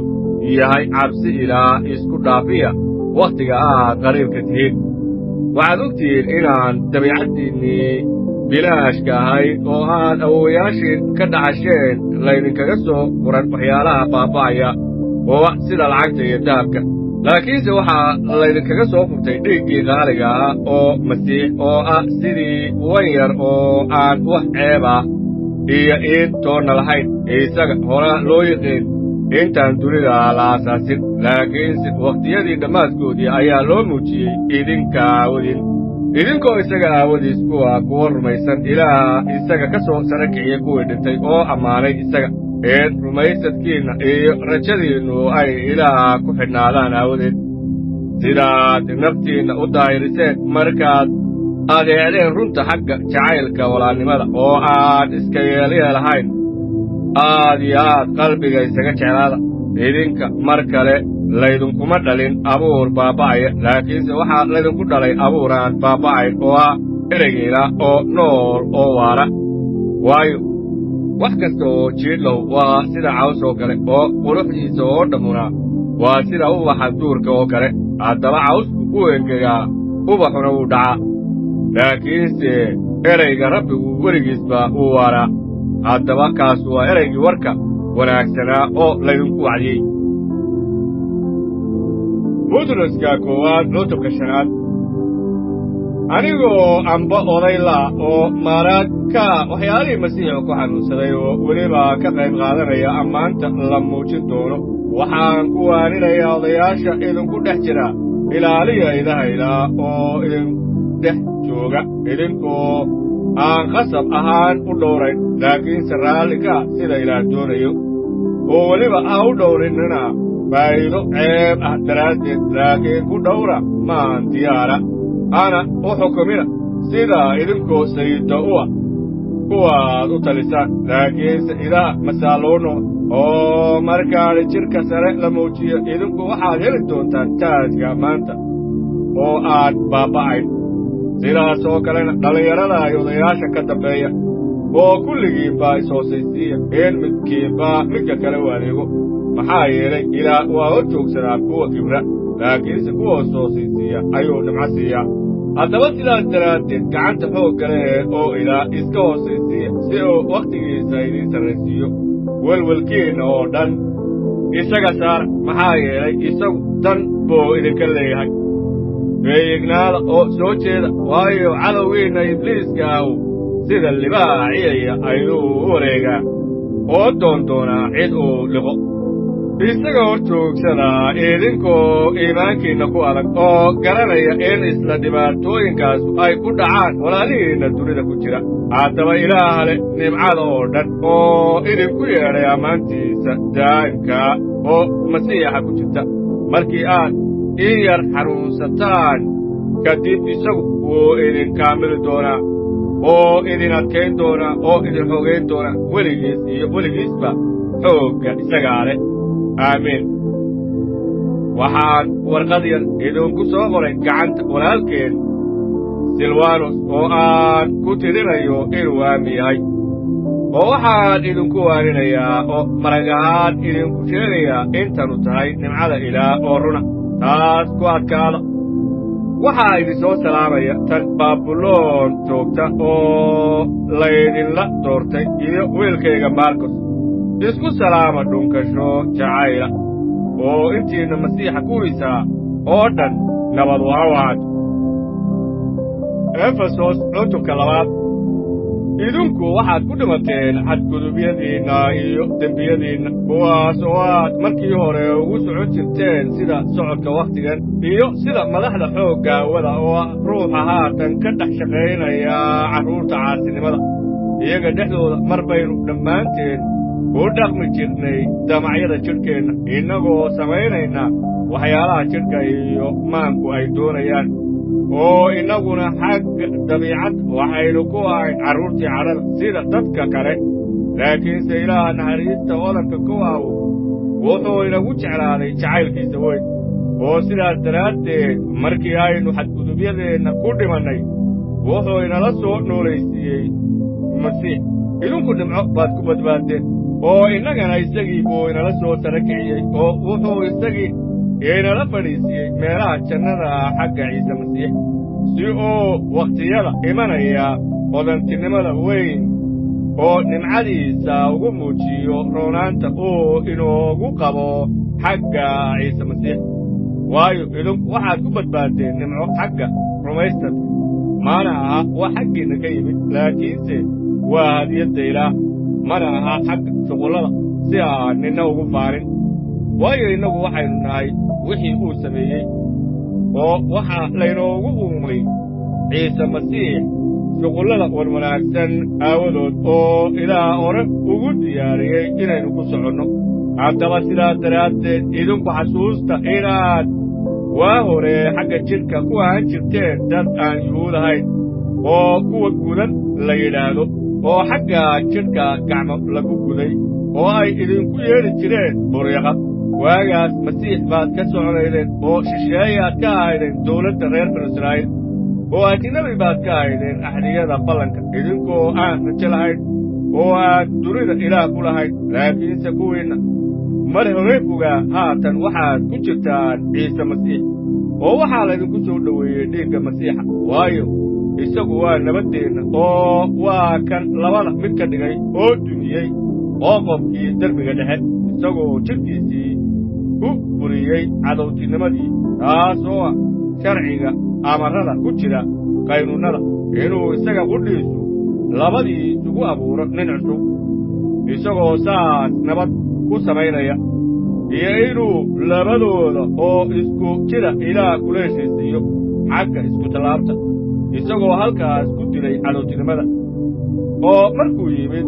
ayuu nabad ku wacdiyey kuwii nin fogaa oo kuwii dhowaana nabad buu ku wacdiyey waayo labadeennaba isagaynu ruux keliya ugu galnaa aabbaa sidaas daraaddeed idinku mar dambe ma ihidin ajnabiyo iyo shisheeyayaal laakiinse qudusiintaad isku waddantihiin oo waxaad ka mid tihiin reerka ilaah oo waxaa laydinka dul dhisay aasaaskii rasuullada iyo nebiyada oo waxaa dhagixi geeska ee ugu weynaa idiina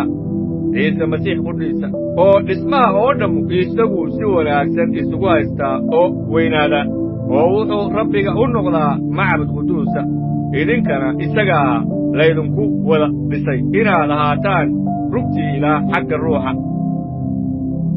efesos cutubka 3 sababtaas daraaddeed anigoo bawlosa waxaan ciise masiix maxbuus ugu ahay idinka oo ah dad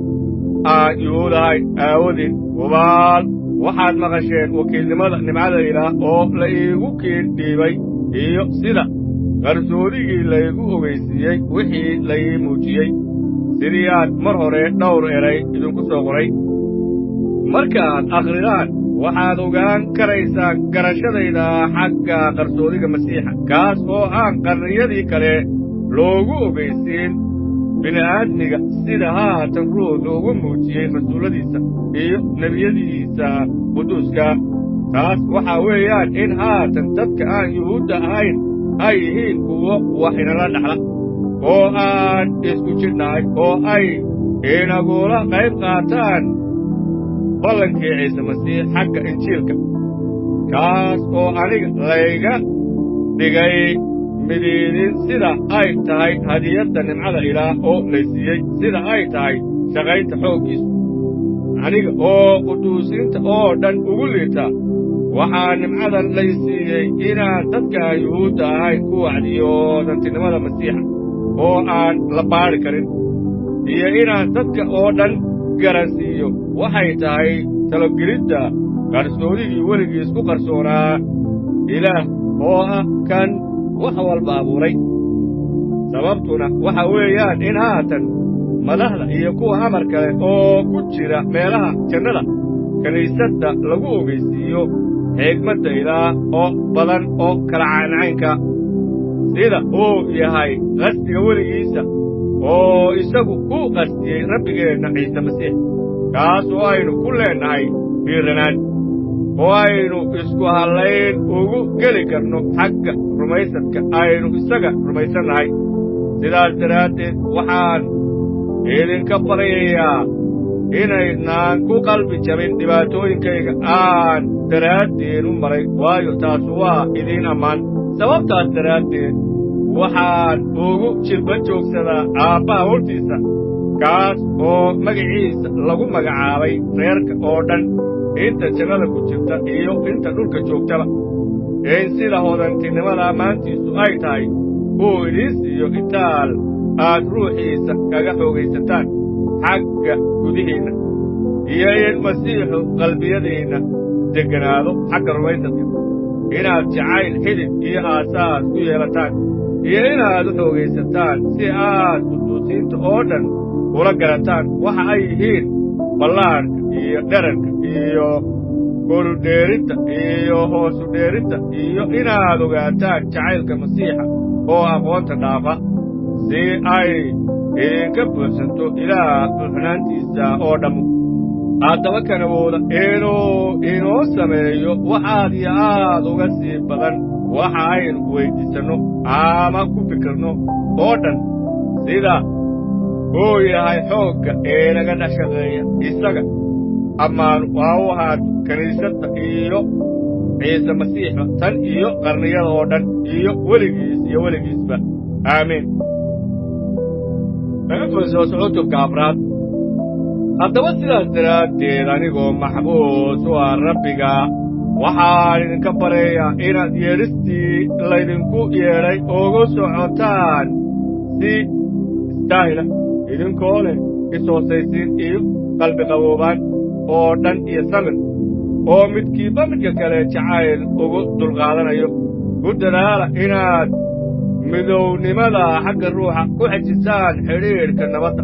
haddaba waxaa jira jidh keliya iyo ruux keliya xataa sida idinka laydinkugu yeedhay rajo keliya xagga yeedhistiinnii oo waxaa jira rabbi keliya iyo iimaan keliya iyo baabtiis keliya iyo ilaah keliya oo kulli aabbe u ah oo wax walba ka sarreeya oo wax walba ka dhex shaqeeya oo wax walba ku jira laakiinse mid keel kastaba nimcada waxaa laynoo siiyey sida ay tahay qiyaasta hadiyadda masiixa sidaa daraaddeed wuxuu yidhi markuu kor u baxay ayuu wuxuu qabtay oo kaxeeyey kuwii maxaabiista ahaan jiray wuxuuna dadka siiyey hadiyado haddaba kor buu u baxay macnaheedu waa maxay haddayan ahayn inuu isagu hoos ugu degtay meelaha dhulka ugu hooseeya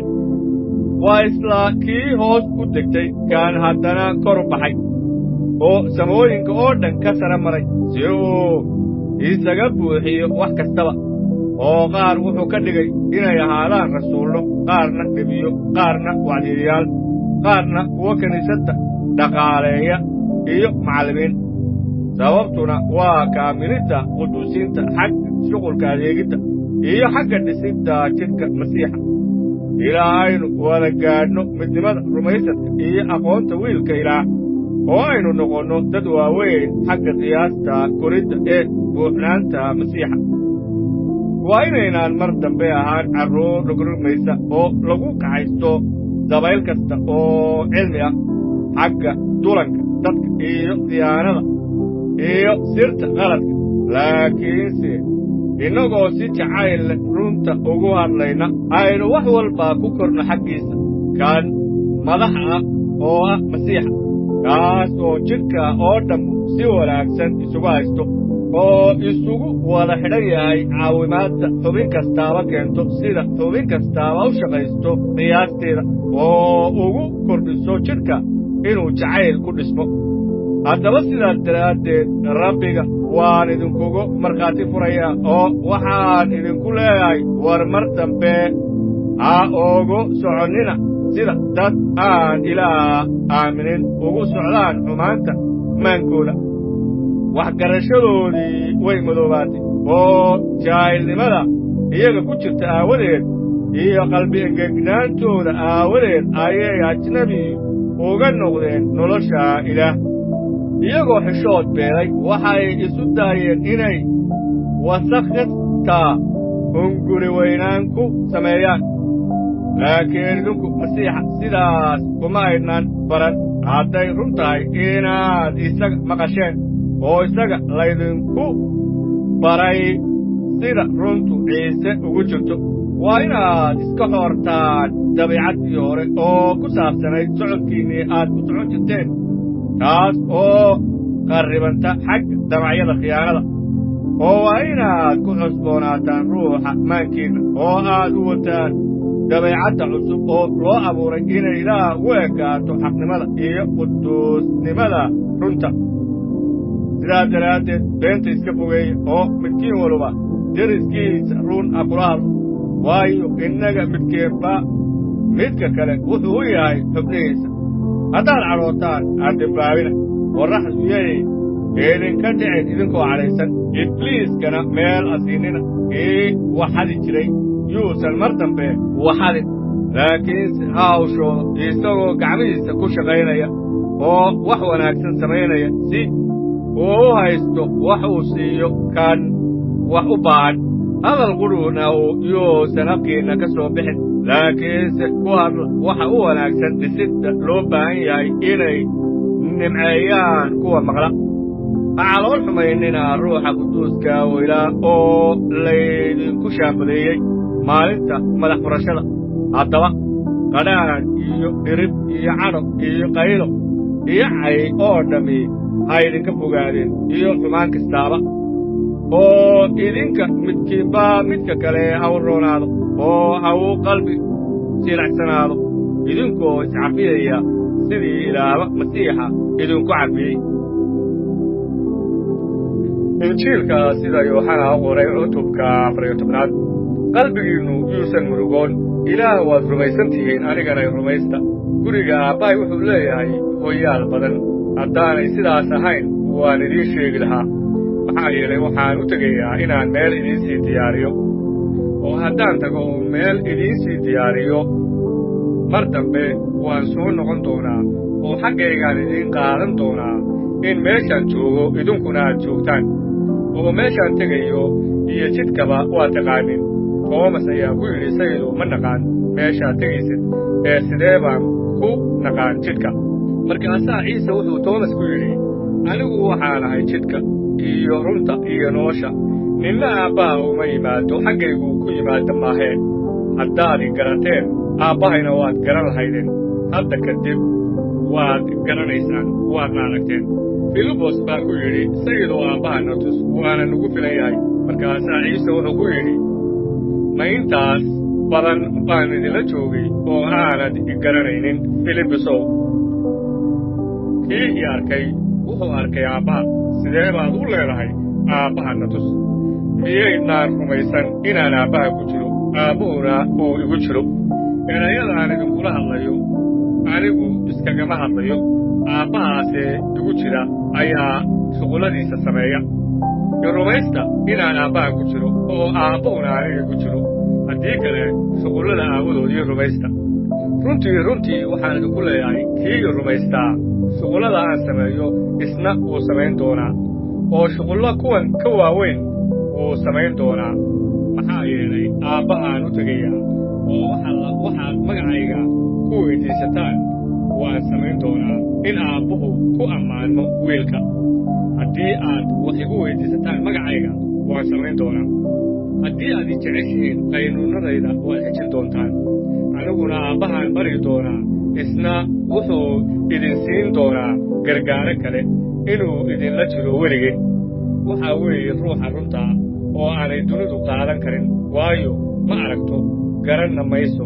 idinkuse waad garanaysaan waayo wuu idinla jiraa wuuna idinku jiri doonaa idinkama tegi doono agoonnimo ee waan idiin imanayaa in yar dabadeed dunidu i arki mayso mar dambe idinkuse waad i arkaysaan waan noolahay sidaa aawadeed idinkuna waad noolaan doontaan maalintaas waxaad garan doontaan inaan aabbahay ku jiro idinna aad igu jirtaan anna aan idinku jiro kii qaynuunnadayda haysta oo xujiya waa kaas kani jecelna aabbahay waa jeclaan doonaa anna waan jeclaan doonaa waana isu muujin doonaa isaga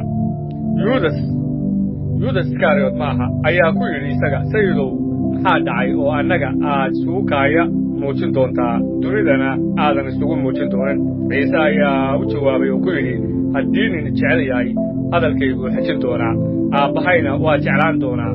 oo waannu u iman doonnaa waana la joogi doonnaa kii aan jeclayn hadalkayga ma xejiyo hadalkaaad maqlaysaanna kayga maaha laakiin waxaa leh aabbahay soo diray waxyaalahaas ayaan idinkula hadlay intaan idinla joogay laakiin gargaaraha ruuxa quduuska oo aabbuhu ku soo diri doono magacayga wax kasta ayuu idin bari doonaa wuxuuna idin xasuusin doonaa wax kasta oo aan idinku idhi nabad baan idinkaga tegayaa nabaddaydana waan idin siinayaa sida dunidu u siiso anigu idiin siin maayo qalbiguunnu yuusan murugoon yuusanna biqin waad maqasheen inaan idinku idhi waan tegayaa waanan idiin dhimanayaa haddaad i jeclaateen waad farxi lahaydeen waayo aabbahaan u tegayaa maxaa yeelay aabbuhu waa iga weyn yahay haddaad i jeclaateen waad farxi lahaydeen waayo aabbahaan u tegayaa maxaa yeelay aabbuhu waa iga weyn yahay haatan waxaan idinku sheegay intaanay dhicin in markay dhacaan aad rumaysataan mar dambe wax badan idinlama sii hadli doono maxaa yeelay kan madaxa dunidaahu wuu imanayaa isaguna waxba iguma laha laakiin tani waa in dunidu ku garato inaan aabbaha jecelahay iyo inaan sameeyo sida aabbuhu igu amray kaca aynu meeshan ka tagne injiilka sida yooxana u qoray cutubka 15 anigu waxaan ahay geedka canabkaa oo runtaa aabbahayna waa beerfalaha laan walba oo igu taal oo aan midho dhalin wuu gooyaa oo mid kasta oo midho dhasha ayuu nadiifiyaa si ay midho ka sii badan u dhasho durba waad nadiifsan tihiin hadalkaan idinkula hadlay daraaddiis igu jira anna aan idinku jireen sida laantu keligeed aanay midho u dhali karin haddaanay geedka canabkaa ku oolin sidaas oo kale idinkuna ma dhali kartaan haddaydnaan igu jirin anaa geedka canabkaa idinkuna waxaad tihiin laamihii kii igu jira oo anna aan ku jiro kaasaa midho badan dhala maxaa yeelay la'aantay waxba ma samayn kartaan qof own hadduusan igu jirin waxaa loo tuuraa sida laan oo kale waana qallalaa markaasaa la ururiyaa oo dabka lagu tuuraa oo la gubaa haddaad igu jirtaan oo ay erayadayduna idinku jiraan weyddiista waxaad doonaysaanba waana laydiin yeeli doonaa waxaa aabbahay ku ammaannaa inaad midho badan dhashaan waxaadna noqon doontaan xertayda siduu aabbuhu ii jeclaaday ayaananna idiin jeclaaday jacaylkayga ku sii jira haddaad qaynuunnadayda xejisaan jacaylkaygaad ku jiri doontaan sidaan qaynuunnada aabbahay u xejeeyey oo aan jacaylkiisa ugu jiro waxaan waxyaalahaas idinkula hadlay in farxaddaydu idinku jirto iyo inay farxaddiinnu buuxsanto kanu waa qaynuunkayga inaad isjeclaataan sidaan idiin jeclaaday ninna male jacayl kan ka weyn inuu nin naftiisa u bixiyo saaxiibbadiis saaxiibbaday baad tihiin haddaad yeeshaan waxaan idinku amro mar dambe addoonmo idinku yeedhi maayo maxaa yeelay addoonku garan maayo wuxuu sayidkiisu sameeyo